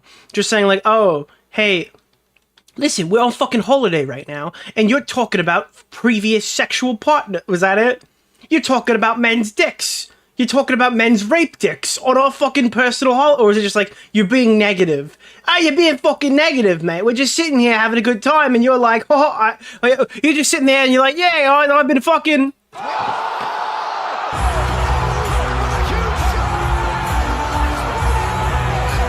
Jesus Christ. First holiday and ruining every moment before stating outright that he has had no fond memories with her. Which, if that's the case, Alex really hasn't tried to make any fond memories with Alice, like when he canceled plans on her birthday to go to a Star Wars event. No time for the woman he's dating on her birthday. Alright, kind of based, kind of fire. I appreciate that. But plenty of time for Jar Jar Binks! He also had plans to move around this time, but assumed that Alex— Alright, Jar Jar was not in that movie, Jay Aubrey, or is manipulative misinformation. Would just be totally willing to move in with him, despite them not having any prior conversation about that at all. It apparently never occurred to Alex that maybe the person who he's verbally accosted and threatened on— Has Alice considered not making her fucking birthday the date The Force Awakens comes out? I'm just curious. Has she even slightly considered the fact that that could be, like, disappointing to others? Numerous occasions, might be a little hesitant to move into a house with him. When she told him this and urged him to get a smaller house away from her, he claims she didn't say she was SA'd, but oh, I'm getting spoilered! Spoiler! Back with, we'll get there. More important shit than your feelings. Though all she did was ask for an apology above that, especially when your feelings are based on absolute wank. Is you insulting me, wank? She asked, to which he responded, just accept that you were being a dumb woman. Instead of being a burden, be useful. Then in the next series of iMessage screenshots she includes, we see Alex mocking her for being scared to move, to which he immediately followed up with, just die in a fucking hole. Really hard to imagine why she'd be scared to move in with you, man. When you're keyboard smashing and throwing temper tantrums in between demanding she please— Dude, I cannot believe this is the oracle of sexual assault. The guy, Keemstar Orbiter, Nick Oreo, Mr. Oreo. The oracle of sexual assault can't realize how this is like a fucking disaster, and he needs to get away from the situation and stop fucking interacting with this woman. Like, this is actually so fucking funny. Bury herself in the garden, continuing this violent trend by later threatening, I'm going to fucking kill you, after Alice stood up to him for insulting her. I'm going to break your neck, he says immediately after, all because— Dude, there are just so many threats too. It's like, how do you— well, on that one, we were going back and forth. Like, I'm sorry, dude, this is just so much. Her tone was too down for his liking. On the topic of breaking up, Alex declared, I will be fine without you. You are nothing without me. Such an insane assertion. It may actually be laughable if it weren't so grim, but Alice wasn't safe from Alex yet. In fact, things were only about to get even more dire. The two did move in together on October 15th, 2023, but 4 days later, things were already getting more real, as Alice put it. This was around the time she began taking more notes, writing her mom, and making sure her parents knew exactly what was going on. October 19th is when they had their first physical fight, which started off as a screaming match at first, where Alice pleaded with her partner to leave her alone. She tried removing herself from the situation by going downstairs, but Alex wasn't about to let her get away so easily. That's when he grabbed the hood of her sweatshirt and pulled her all the way back until she fell on the floor, she says. When he told her she wasn't getting away, Alice got up and made— You're not getting away from me, girly! Like, oh my god, dude. Oh my god, bro. I'm sorry. Like, dude, I can't even— in my wildest dreams, I never expected Alex to fucking— even in retaliation, to start fucking doing shit like this. In my wildest dreams. Dude, villain monologue, yeah. Run for the bathroom, but before she could get in there, Alex had already gotten in front of her. He grabbed her and put her in a headlock, covering her mouth to muffle her screams. The guy, Keemstar Orbiter, Nick Oreo. He makes me Mr. think of a movie Oreo. villain, cartoonishly evil. Literally, yes, 100%. Finally escaped, she locked herself in the bathroom and could hear him screaming from the other side of the door. Again, this is all after she asked him to leave her alone. This is when her parents were really urging her to get away. Rightfully concerned for their daughter's safety, her mother wrote, "If he's already pushed you over and put his hands over your mouth, he will punch you eventually. Do not let it get that far. Get out." These fights would leave Alice shaking and scared for her life, petrified every time he came close to her or was even in the same room as when they were arguing. She never knew what his next move would. Yeah, like what kind of no you can then justify this behavior? No, Alice was so toxic to me. No. Okay. Was going to be, as he had his own sadistic way of keeping her under his thumb. In one instance, Alice couldn't find her glasses, and Alex actually joined her in looking for them. What Alice didn't know at the time was that Alex had broken her glasses himself and thrown them away without her knowing. Dude, I read a Reddit thread. Okay, I'm sorry, I should not be that excited to say those words, but I read a Reddit thread where they were talking about like this psychotic boyfriend this girl had, where she would just like walk in for the day and she would be missing things. And then she didn't realize it, but the husband would then find it every time. So she started putting things in specific places and noticed they would go missing. What would happen is the boyfriend would go to work and he would take her items with her and like put them in his car. And then when she's looking for it when she gets home, he would then like pretend that like he found it and then give it all back to her, just to like gaslight her into thinking she was losing shit, right? And then it just immediately made me think of this. And people in the comments were like, this guy's a serial killer. This guy's gonna murder you in your sleep. You should like avoid him. This is an extremely weird thing that's happening. Like they would like talk about it and he would lie about it like completely and say he never had taken it or something. So she got a camera and then caught him doing it, right? Now I'm thinking of this. Imagine helping your girlfriend find the glasses that you broke in your hand because you're a fucking sad, pathetic little man. Yet he still seemed to derive some sort of sick satisfaction from watching her aimlessly and hopelessly look around for them. When she suspected his guilt, he finally admitted to it and laughed it off, downplaying the whole ordeal like it was some kind of joke. Then there were other instances where he would pick up Alice's cat and either threaten to take it away from her or break its neck. In the screenshots, you can see her repeatedly referencing him saying weird things about the cat, and it got to the point where she no longer felt comfortable having her pet in the same room as Alex. But December 28th, she writes, was the day I decided to no longer put up with his behavior. She recalls how Alex's parents were coming over that night and how she was forced to clean and prepare everything since he had done nothing at all. She says he kept asking if something was wrong, to which she kept telling him that everything was fine. He then started shouting, getting hysterical, thinking she was lying. I say very few words due to the fact that I am very mentally drained, she writes. I had nothing left in me when we had these arguments. I barely said anything. But Alex kept asking for something to do, so she finally asked if he could help her take out the trash and wipe down the kitchen counters. This was all too much for Alex apparently, and he began screaming at her again. As he overreacts, she begins to walk out of the kitchen, and that's when he kicks her in the back. She turns around but says nothing. This was a breaking point for Alice. It was the second time he had physically hurt her, so she texted her friend to come pick her up. She did manage to record the aftermath on her way out, though. Here, you can tell she's packing her things, and you can hear Alex following her around the house as he continues to berate her. Oh, what? I don't understand. Dude, there's just so much audio of the funniest shit ever. I mean, it's all sad and like, obviously, it's not funny from the sense of like, but it's funny because it's Alex, dude. Much harder. Big content strategy problems here, Nick. I'll help you maximize your money, alright? It's good enough for you. You get to do whatever you want all day. It's like, and then you look like a fucking miserable fucking little cunt all the time. Like, your face is annoying to look Your face is annoying to look at. That is like an insane sentence, dude. at, like when I come downstairs. Like, I'm actually fed up of looking at you. You've always got to act like none of this stuff, because you don't actually try and fix any of your problems. Like, it's infuriating at this point. Because you don't talk about your fucking little brain. I'm trying to right now, I'm spending 3 hours every single day trying to figure out where fucking £75,000 has gone. And whether I'm ever going to get it. Oh, while this was happening, Omnia Media, the company that paid out Alex, his fucking brand group. Remember when YouTubers used to have like machinima? Or these people that would let them monetize, or these organizations that would manage their shit? So he would get paid through YouTube, then Omnia Media would pay out him. And they were going to do like an Omnia house with Pyrocynical. There's a whole bunch of shit that was going on, dude. But Omnia ended up going under, and they didn't pay out like tons of creators. FPS Diesel, I think, hadn't gotten paid in 3 months. So Alex just had probably like $500,000 from the views he was getting, just sitting in some account, and he just didn't have it. Keffel's tweet on Nicholas DeOrio. And the thing is, the interesting shit is when he gets accused of all this stuff, the money just then showed back up again, right? Like Omnia ended up paying out right as Alex got accused. So he just left for like a year and he'd just gotten like months of revenue paid to him all in one day.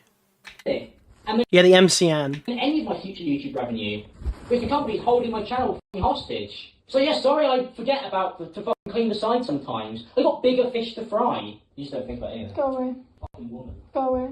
So are you. Tried to stop this like 7 times. You could have stopped. It was you. It was all you. I tried to stop it. Go away. I did try to Go stop away. it. Go away. Just go away. Bro, he's got so much to give, dude.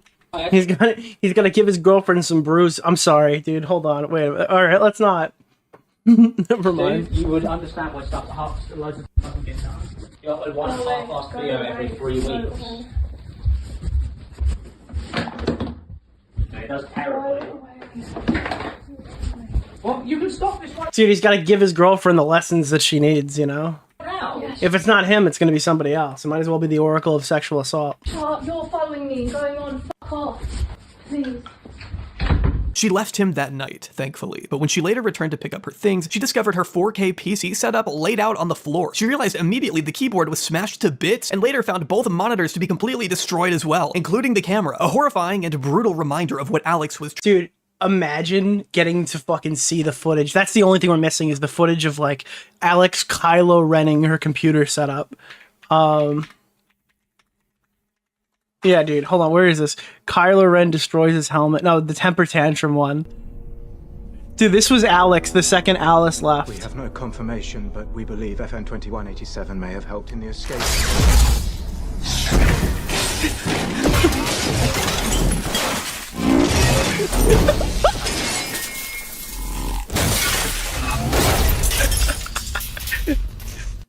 That was the minute Alice walked out of the door, he just pulled out his red lightsaber and just started slamming all over monitors and keyboards and shit, dude. Holy fuck, bro. That was the Star Wars event he'd gone to. Truly capable of. Fortunately, she never returned to live with Alex again, but that doesn't mean he was quite yet removing himself from her life either.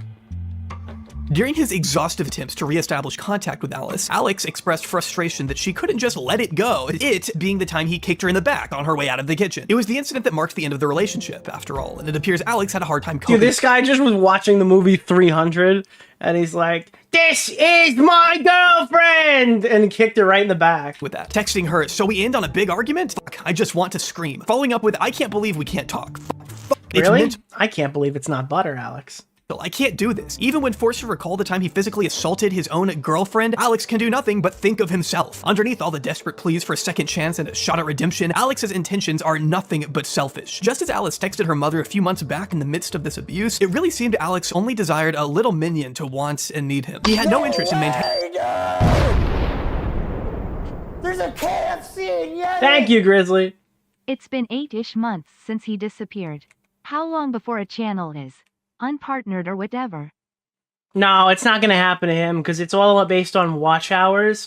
Like my main channel, it's been over a year since I've uploaded on that, and I'm not even at risk for losing monetization. As long as the residual views are still pulling numbers, you're fine. Maintaining a healthy relationship with Alice. How could he? Throughout the relationship, Alex couldn't help himself but reduce Alice to a whore, freak, weirdo, bitch, or slag when he wasn't calling her outright slurs, blaming her for the horrific circumstances she was forced to face day in and day out. Alex has shown a blatant unwillingness to address his own actions when it didn't benefit himself. Sure, he'd say he was sorry and pretend he wanted to correct his behavior, but only when he was trying to get back with Alice. The second he realized he's like a terminal nice guy, his disingenuous tactics weren't working, he dropped the facade and went right back to berating her all over again. It was a corrosive cycle that transcended just text messages. When Alice blocked her abuser on iMessage, Alex switched over to Instagram and hounded her there. Then when he saw he was blocked from her main Instagram, he started messaging the account she set up for her cat. This is like a toxic high school boyfriend, but like, dude, I'm sorry. Like, you can't be ImAllexx in doing this.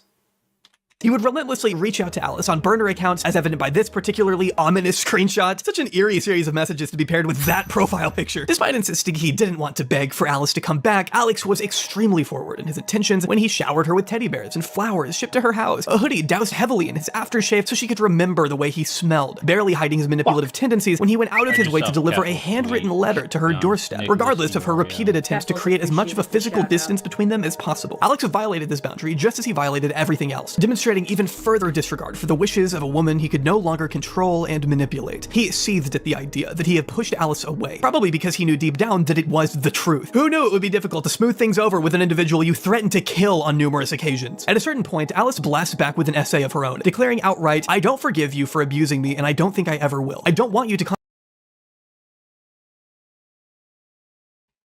Aubrey, that's not the right way to word that, Aubrey. Mr. J, can I call you Jay? What did you just fucking say? To smooth things over with an individual you threatened to kill on numerous occasions. At a certain point, Alice blasts back with an essay of her own. You can't... No. That's fucking crazy, dude. With an individual you threatened to kill on numerous occasions. At a certain point, Alice blasts back with an essay of her own, declaring out...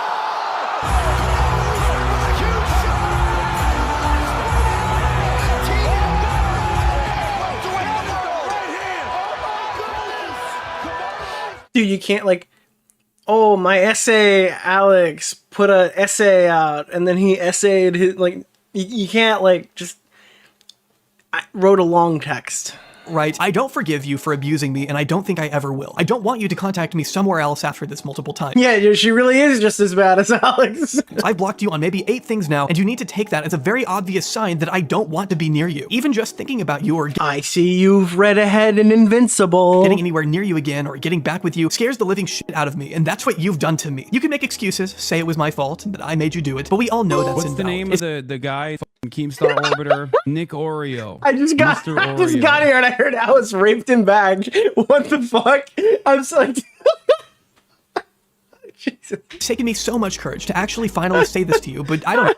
Maybe don't domestically abuse someone next time. I don't know what you expect from me. Don't try and beg. It's all fake. It's all out of fear because you're scared of everything I have on you. Moral of the story, you're an abuser and I want you to please leave me alone so I can actually heal from this. Then later, when Alice informs him she has PTSD as a result of his abuse, Alex notably responds, yeah, I know my actions have affected you. What's significant here is that Alex is not attempting to deny the way he's treated his ex-partner. When Alice thinks of him and her heart begins to pound out of her chest, Alex says he feels the same way, but for obviously different reasons, he concedes. This tells me that Alex is at least aware enough of what he has done, and that if he ever tries to come back and make a statement defending himself, he will be if he ever does it, chat.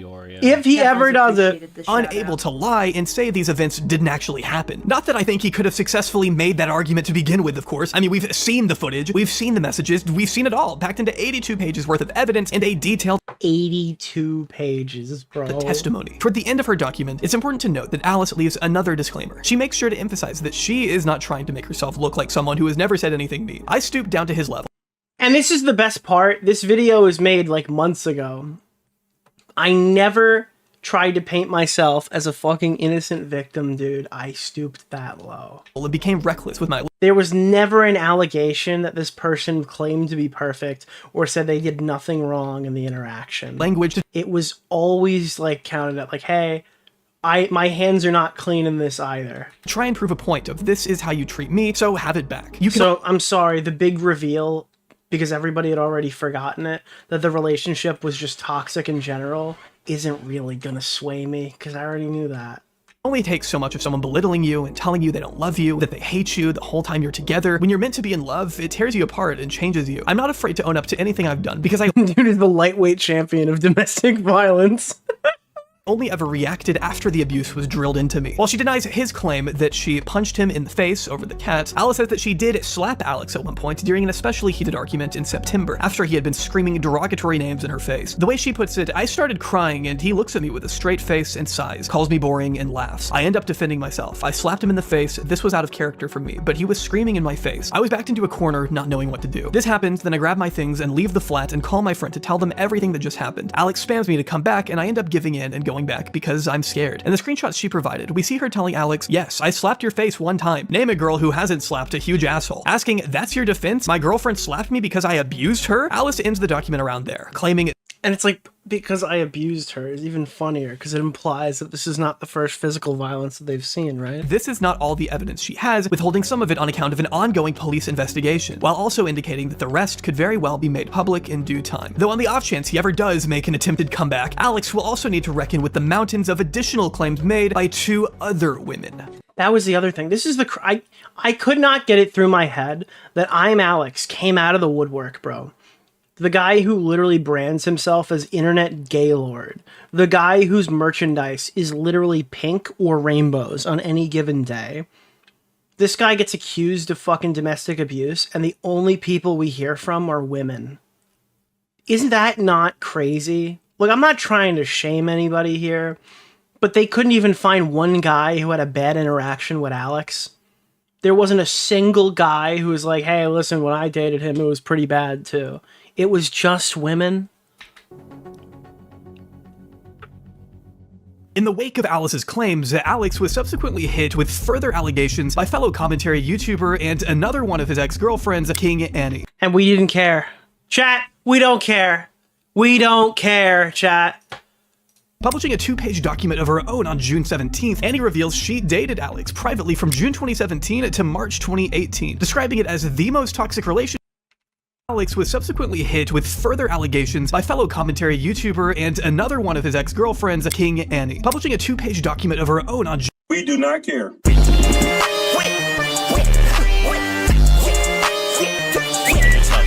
June 17th, Ani reveals she dated Alex privately from June 2017 to March 2018, describing it as the most toxic relationship she had ever been in, and citing that she was thankful to get out when she did. The timing here is especially significant to me, seeing that the events she described took place almost 5 years before Alex began abusing Alice, underlying a terrifying pattern of behavior that spanned multiple years, and it also meant he was going after Onision for being an abuser while also being one himself. Yeah, I don't care. I'm sorry. Nothing King Ani said is... I'm not even considering it as a legitimate story. You could say whatever you want about that behavior, but Ani, to this point, has still not properly addressed the fucking false allegation she threw at Slazo. And then in this fucking bitch's statement, she tried to throw Alex under the bus about Slazo. Like, her first meaningful statement about the false allegations she made were a weapon used swung at Alex when she is literally as guilty as he is. I do not care about anything else she said because she tried to fucking shoehorn it into her statement. Do I have this on me? King Ani, ImAllexx statement.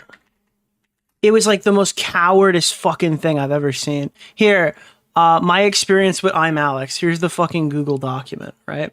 This gets dropped on, like around the time these allegations come out, right? So it's like, oh, here's my allegation, da-da-da-da-da-da. All right. But then, at the end of this fucking tiny-ass little blurb, another thing he did was spin his own narrative and twist words. He didn't just do this in the relationship, but he did it with his work and his friends. It was the main reason why many people stopped talking to him, because we realized if there was even the smallest amount of drama, he heard about it. He would make sure to involve himself. For example, Slazo. Though it was never said in his original statement by Chay, somehow he came to the conclusion that it was rape and everybody else got the blame for saying his words. Somehow the situation went from being guilty of being a bad boyfriend to all of a sudden he's a rapist. This was the final nail in the like, bitch, shut the fuck up. You were in these fucking group chats. You were planning with these people, right? Like, what? Bro, come on. Your fucking face is in... Your profile pic's in the screenshots. Bro, I don't care what anything else you had to say in this shit. I didn't even fucking read it. And I don't care now. We're gonna skip right through King Ani, because as far as I'm concerned, she's not really worth even engaging with in this story. Because if there's anybody who's lying, it's gonna be her, because she's been lying for years already. To puke and cry. There's so much I still have to clean. Adding, left my home with blood on the sheets from no... Yeah, dude, you know what this is? You know what King Ani is? King Ani is when Lav came out to talk about Destiny. It's like, you know, a lot of people are stepping up to talk about their bad interactions with Destiny. I'm probably not going to listen to hers, though. And that was my position there. It's the same with Ani. Bleeds, toenails on the floor, and black mold festering in the toilet. It was fucking horrid. Now, I sure didn't need to know any of that, but because I... Like, I think I even responded to it at the time. Oh, God, dude. Wait, I got blocked for this, didn't I? Did I get blocked? Yeah, I got blocked on this day. On this day, this gets released. Dude, look at this shit, dude. Look at this shit. I forgot that I did this.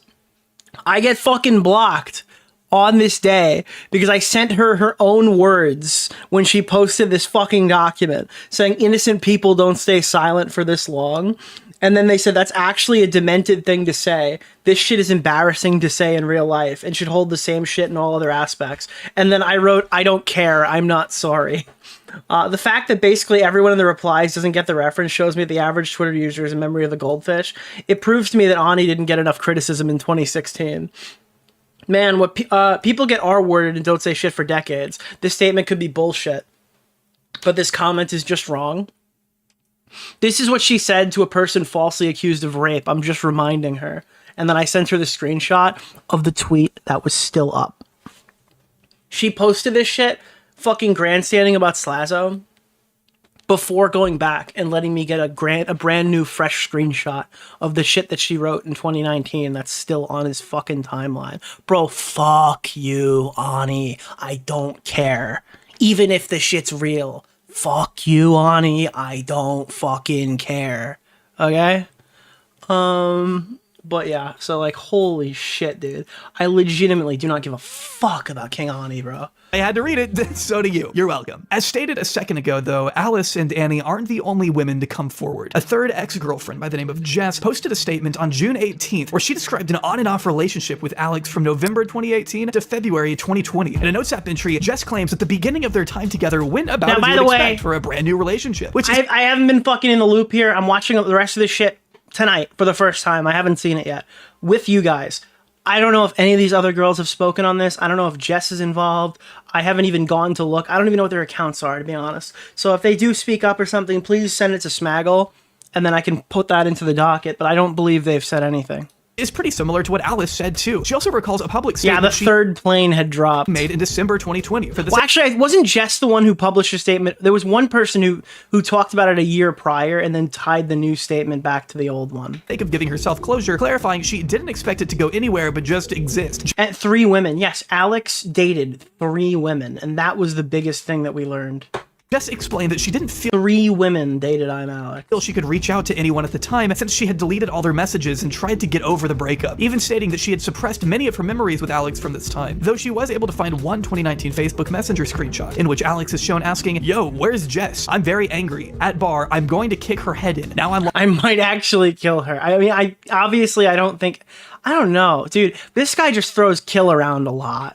Locked out, might kill her, might actually kill her. The context of this had to do with Alex being out drinking with Slazo at Insomnia Gaming Festival. And dude, we're all the way back, dude. Where's Jess? This is like the night that he's accused. Dude, this guy couldn't even stop being in controversy for 15 minutes to accuse his friend of rape falsely. Dude, whilst that this is going on, another ex-girlfriend of his is gonna get a fight with him behind the scenes. It's just so fucking crazy. It's just a couple. This guy was like a crazy monster during this time frame. Months before the relationship blew up. Apparently, Alex came back. Yeah, it's a bit too much to say it's like just a straight up joke, so we should never talk about it again, especially when he has said shit like this to women. To their hotel and couldn't find Jess, convinced she was no longer in the room with him, despite Jess's assertion that she had been asleep in bed next to him the whole time, and that Alex must have been too sloshed to even take notice. When we go back and look at the statement Jess made almost 4 years ago in 2020, we see that although she did not name bro, she didn't name him, but she put out a statement way earlier, and it got brought up. Like, she was in this situation before even Alice. Like, specifically, she says most can still probably assume who she's talking about regardless. She says that although things started And nobody did. This had like no likes until it got signal boosted. Started off sweet, something changed not too far into the relationship, as she recalls Alex going clubbing with one of his exes, who he had also invited to his flat, an event that she only found out about through social media. When she tried to tell him how she felt about this, Alex immediately downplayed it. Anything I'd say was met with an excuse. No, sorry, I'll text you next time, or anything. Eventually, Alex broke up with her, telling her the last 6 months were the worst of his life, and that nothing good had happened, pushing Jess to the point of devastation and prompting her to cry herself to sleep because of how hurt she was. But it didn't end there. Attempting to move on from a guy she says she genuinely loved at the time, Jess made a tweet during the breakup where she talked about seeing a good-looking guy at the gym. Despite him already breaking up with her, Alex wasn't having this and flips out at her, labeling Jess a liar for saying she would wait for him. Alex insisted he never wanted to be with her again. This caused her to have a breakdown at work, crying on the phone with him and trying to apologize all over a single tweet where she called someone attractive when she wasn't even in a relationship. Like, dude, I'm sorry. This is like nice guy syndrome, fucking women enjoyer mode, just being a complete demon behind the scenes. It is so fucking funny to watch people like this. They ended up getting close again, but she soon found messages on his— I typically disagree and say— oh, it's gonna read it. Never mind, sorry. I typically disagree in saying this, but I don't care if Alex beats the case. I will still find him guilty. I do not care.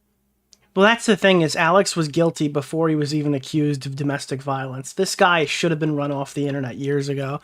I agree with Quite. This shouldn't even have been the thing that ended him. The fact that it took this situation, it took him screaming that he's going to bash his girlfriend in the fucking skull with a brick for some of these guys to make some of these videos and really push him off the fucking site. This guy should have been gone a long fucking time ago. That's not a knock to Jay Aubrey. I think he even talked about it back then. But like, it's crazy that it took this much, dude. He had to go this far before people realize he's like a huge piece of shit.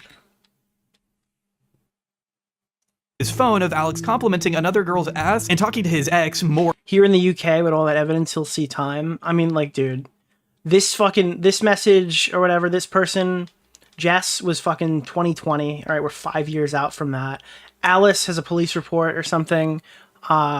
We've heard nothing, I guess, at least to this point, other than the fact that it was filed a year ago. I mean, I'm not expecting... Dude, anytime anybody ever writes me in the chat and says, like, hey, this might actually lead to jail time, I take that with a huge grain of salt, because it almost never does. More than he had let on. But somehow Jess had crossed a line with her tweet. She didn't feel she could bring any of this up to him on account of Alex being so consistently hard to talk to. When he didn't start arguing, he'd just say he was too busy or didn't have the time for whatever it was. Another worrying comparison to his treatment of Alice. He would always get angry at me for saying my feelings, she said. I was always there for him with advice and help, but he was never there for me. Just like Alice, Jess spent the majority of her birthday alone while Alex stayed in bed, his excuse being that he was depressed. While Jess writes that she isn't one to usually compare gifts, she couldn't help but feel a little slighted after taking Alex to a 5-star hotel for his 21st birthday. Meanwhile, he couldn't even be bothered to buy her anything more than Jaffa cakes, which he later told her was for the both of them. She says there were other times where Alex would just be pure evil, that he told her he hated her friends and that he would tell her he hated fat people, going on to jokingly call Jess hey, what the fuck? Fat, knowing she wasn't happy with her weight. He then broke up with her on Valentine's Day of 2020, shortly after she sent a text expressing how she didn't feel loved or appreciated anymore.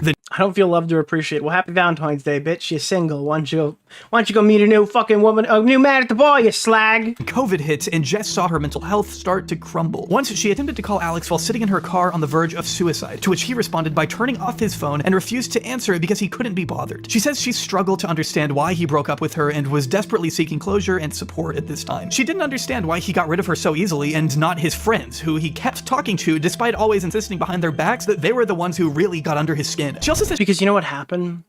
This is the type of person Alex is, all right? He'd come to you and go, dude, Willie is such a fucking loser. I can't stand Willie. Oh my god, Inabber is so fucking pathetic. I can't stand Inabber. Oh, James Marriott is such a fucking loser, an annoying fucking freak. His music sucks. He's terrible. It's been fucking 6 years and he hasn't even improved at singing. He's going on a world tour right now and I feel like they should bar him from entry into the United States. His music is just that fucking awful, right? Like, I'm sure Alex said that, right? And then he would go to Willie and he'd go to James Marriott and be like, God, my girlfriend is terrible. She's so fucking annoying. She texts me 24 hours a day. I can't say, because he does this with everybody. He goes up to you and he talks shit about you to the girl. He talks shit about the girl to you. And it's just like a never-ending cycle of him not respecting any of the people he's around. She wasn't allowed to go to her friends to vent about him either, since he didn't tell his mates, why should she? He would constantly use his depression as an excuse to get out of having the discussions that would have made Jess feel better, while never once taking her mental state into consideration, according to her. She says she had the chance to go to a different person about the situation, but Alex threatened her, saying if she went to said person, she'd have no chance of ever being with him again. So he's also weaponizing the possibility of getting back together, too. According to Jess, he knows how she feels about him, and he's perfectly fine with using that to his advantage. Luckily, she's been able to move past this with her new partner, but says that if Alex caught wind of her statement, he may accuse her of lying or shout at her like he always used to do. She would tell him he was mentally abusive, to which Alex would respond with, don't go throwing that around. Fast forward now to the present, and Jess ended her 2024 statement with the following passage. While I'm thankful I'm now in a position where my current partner has helped me heal through the damage Alex caused, my heart breaks for Alice, having gone through so much worse and still dealing with the consequences, adding she deserves nothing but peace. Hey, thank you for the 5 memberships. And happiness from here on out. Nothing she has done will justify his actions towards her.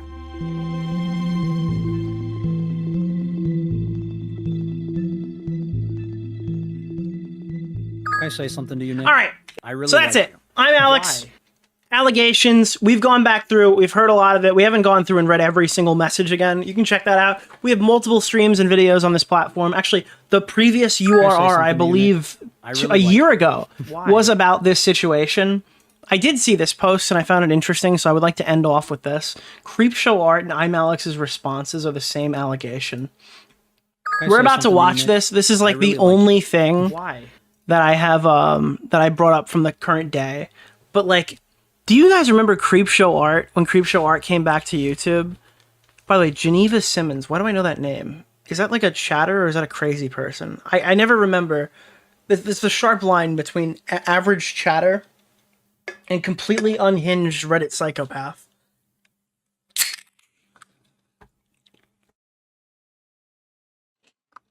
Sorry, I did fucking get a drink. They both took ages to respond. They based their responses on making hit pieces against their victims, Emily, Artful, Alice. They're desperate to act like they weren't guilty of what they were accused of, only to fail miserably. They refuse to acknowledge all their other victims. They attack other YouTubers for simply calling them out when they've done the exact same thing. A typical case of rules for thee, not for me. And the reception to both responses was awful. You would have thought that based on how terribly received Shannon's video was, that Alex would not try to make the same mistake. But I don't think these people think that they're going to be reviewed negatively. I don't think that they're expecting that. I think that Alex is ego maxing and thinks that he can literally get out of any situation ever. So I don't think he's even considered the fact that this could go poorly for him. And so far it appears that is the case. I don't think any apology would save Alex's career, and I really doubt he's sorry about anything and looking for self-improvement. I'm going to leave this in the back of my mind, because I do remember the Emily Artful video and the Creepshow one. Actually, we did a video on Creepshow, because we got an early version of the script, where she had like a Kendrick Lamar control verse at the end, where she's like, by the way, fuck Tipster, fuck N-Bird, fuck, I forgot, the fucking girl that we met through the Onision situation, and then into the, who was the other one that Hanson was interviewing? Fuck, I don't even remember that girl's name. We used to interact with her a lot. Was she friends with Edwin? Did we lose her in the Edwin deal? Not Sarah. Ashley Lilly? Was that her name? No, we were never friends with Shiloh. That bitch was crazy. All right, guys. Keep that in the back of your mind. We're gonna move forward now. While I was on break, this shit just dropped. Hold on. I'm sorry. I want to play this before we get into the next segment. I have to do a little Hassan Ethan destiny. Inside the mind of a Denim's reaction to Ethan. What the fuck? What the fuck? That's Jews. Jews did that. Only a Jew could think of that. I'm sorry, that gets me every time, bro. It gets me every fucking time. That's what all those guys, dude. All right, so, dude, we're taking a little detour because this whole stream tonight is Alex. We're gonna get into the fucking meat, eggs, and potatoes now. We got fucking 3,500 fucking friends and family here, dude. Chilling with me, chilling with the boys. All right. Before we get there, little palate cleanser, dude. I went back and I found all the classic Ethan Klein Hassan memes that I made like 4 years ago, and I threw them up, dude. Look, like, socialism is literally about getting paid more. If there's any way to like reduce Marxist principles to a singular fucking statement, socialism unironically is about making sure that you make more money. Oh, the misery.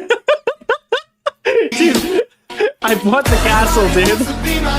Dude, I'm saying it's every time, dude. We should improve society somewhat. I bought the castle. I love that. Oh, then this one was the one I was looking for last stream. The Joe Rogan Experience. Every car that went down the street was fucked because they didn't know that it was all black ice. The whole street was black ice. And we sat on the roof, and there was not a goddamn thing we could do. If there's 8 dudes on security and they're all black, I think that's worth noting. No, not black guys. Black ice. Oh. Dude, I made this like fucking 5 years ago. Just cutting the clip of him talking about black ice with fucking... I thought I used some of the more known things. I was very conservative with my choice of Ethan clip for this, but holy shit, dude. I fucking love this. It took me like an hour to find this on my hard drive. Are we going to talk about DSP or Wings? Not tonight.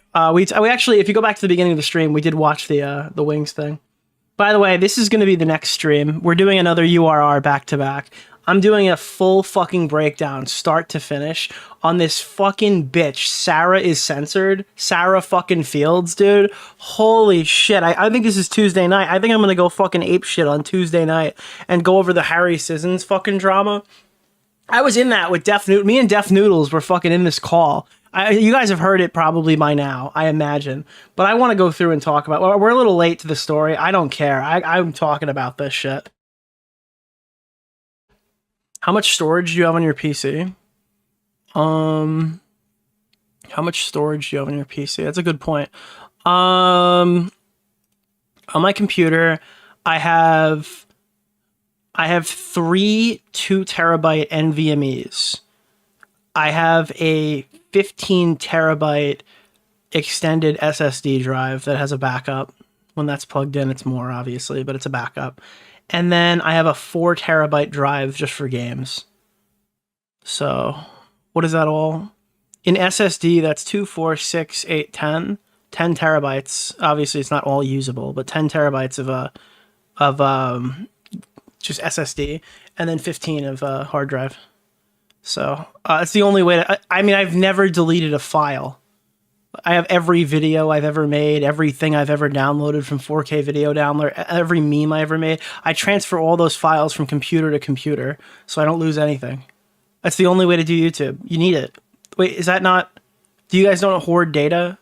The biggest problem with data hoarding is I don't have a good file system, so I just put everything on my desktop and in my downloads folder and in my videos folder, and then I make an archival folder called like desktop January 2023, and I just push it all in there, dude. And then I just like move that over to the big 15 terabyte drive and I start fresh again, you know? So if I'm like, oh shit, this was like June of last year, I could just go to the June of last year folder and I'm like, there it is. That's the folder I'm looking for. Do you guys not do this? Do you have a network attached to storage? No, dude, I have a Tomahawk. This thing's got fucking 4 NVMe drive. I think it's 6 slots or something. Yeah, the Starforge PC had extra slots that wouldn't throttle my CPU. So I was like, fuck it, I'll use it. Who cares? I think it came with 2 drives, and I added a 4 and a 2. And then the big 15 terabyte storage drive is something I've always had. Where's your taxes folder? Bro, I don't watch porn on my fucking work machine. I'm not a degenerate freak. All these people who watch porn on their work machines are insane. Yeah. Bro, you're crazy? What? I'm sorry, dude. If I need to find a tweet that I screenshotted in 2019, I have it. So, yeah, I just have to take a look. I have to look for it, but I know it's there. God, my work machine? Yeah, my work machine. That's how like the fucking government sees it. Oh, dude. When you make your annual salary by April, yeah, it's the work machine. Anywho, let me just fucking. Is there anything else that's kind of like a side thing? Yeah, so this is the Sarah Field stuff. What else do we have here? Fairly offensive posts. We did the pinball stream. Let me see. I think I've been. Oh yeah, so getting started. I couldn't cover this because I was switching over monetization, and I thought I was getting a little week vacation. I did not. Unfortunately. Unfortunately, actually, because this is fucking too good to... Dude, after months worth of Ethan Klein, Hassan Destiny, Ethan Klein, Hassan Destiny, Ethan Klein, Hassan Destiny, bro, this shit pops off, and it's like, ImAllexx, Harry Sissons, there's new drama on the horizon that I think, I don't know if I'm the only one who knows it's coming. I wouldn't say new, it's a new entry into a similar story, but there's going to be another big video dropping that I can't wait to watch. Probably, I imagine it's got to be this week. With some new information that I'm ready to hear about. It is just a booming week of content. And we've got like 3 streams lined up and there's new shit coming. So I'm pretty excited. Don't worry, I'm not leaking anything that people are going to get surprised about. They know they're in the video. Yeah. Where did he steal his chest hair from? Dude, he's like a little rodent. So I said, please pray for my friend. He has terminal gay turbo AIDS. And, seems like you like that joke. Yeah, then immediately after this, the same day, the ads come back. So I was like, all right, shit, we're going to stream tonight, boys. ImAllexx. Here he is. He actually just put up a tweet recently. 6 hours ago is the newest update. If you think you've heard everything that's happened so far, I actually am sorry to tell you that I probably will be covering something. Is this 4 o'clock? I might be covering this first. I don't know if... Did Chud get to this today? If Chud hasn't covered this yet, there will be new information on this stream. If Chud has covered it, unfortunately, we've been beaten by the British again. But be wary, because the British are the ones who are doing this. Yeah. The reply. Hey, Alex, I was just wondering when the Brick would get a statement, if that one was also delusional and falsely accused of being used of bashing-related activities. Sorry first. I'm a f***ing whore-mouth bitch retard. Is it generally because you're just fucking brain dead?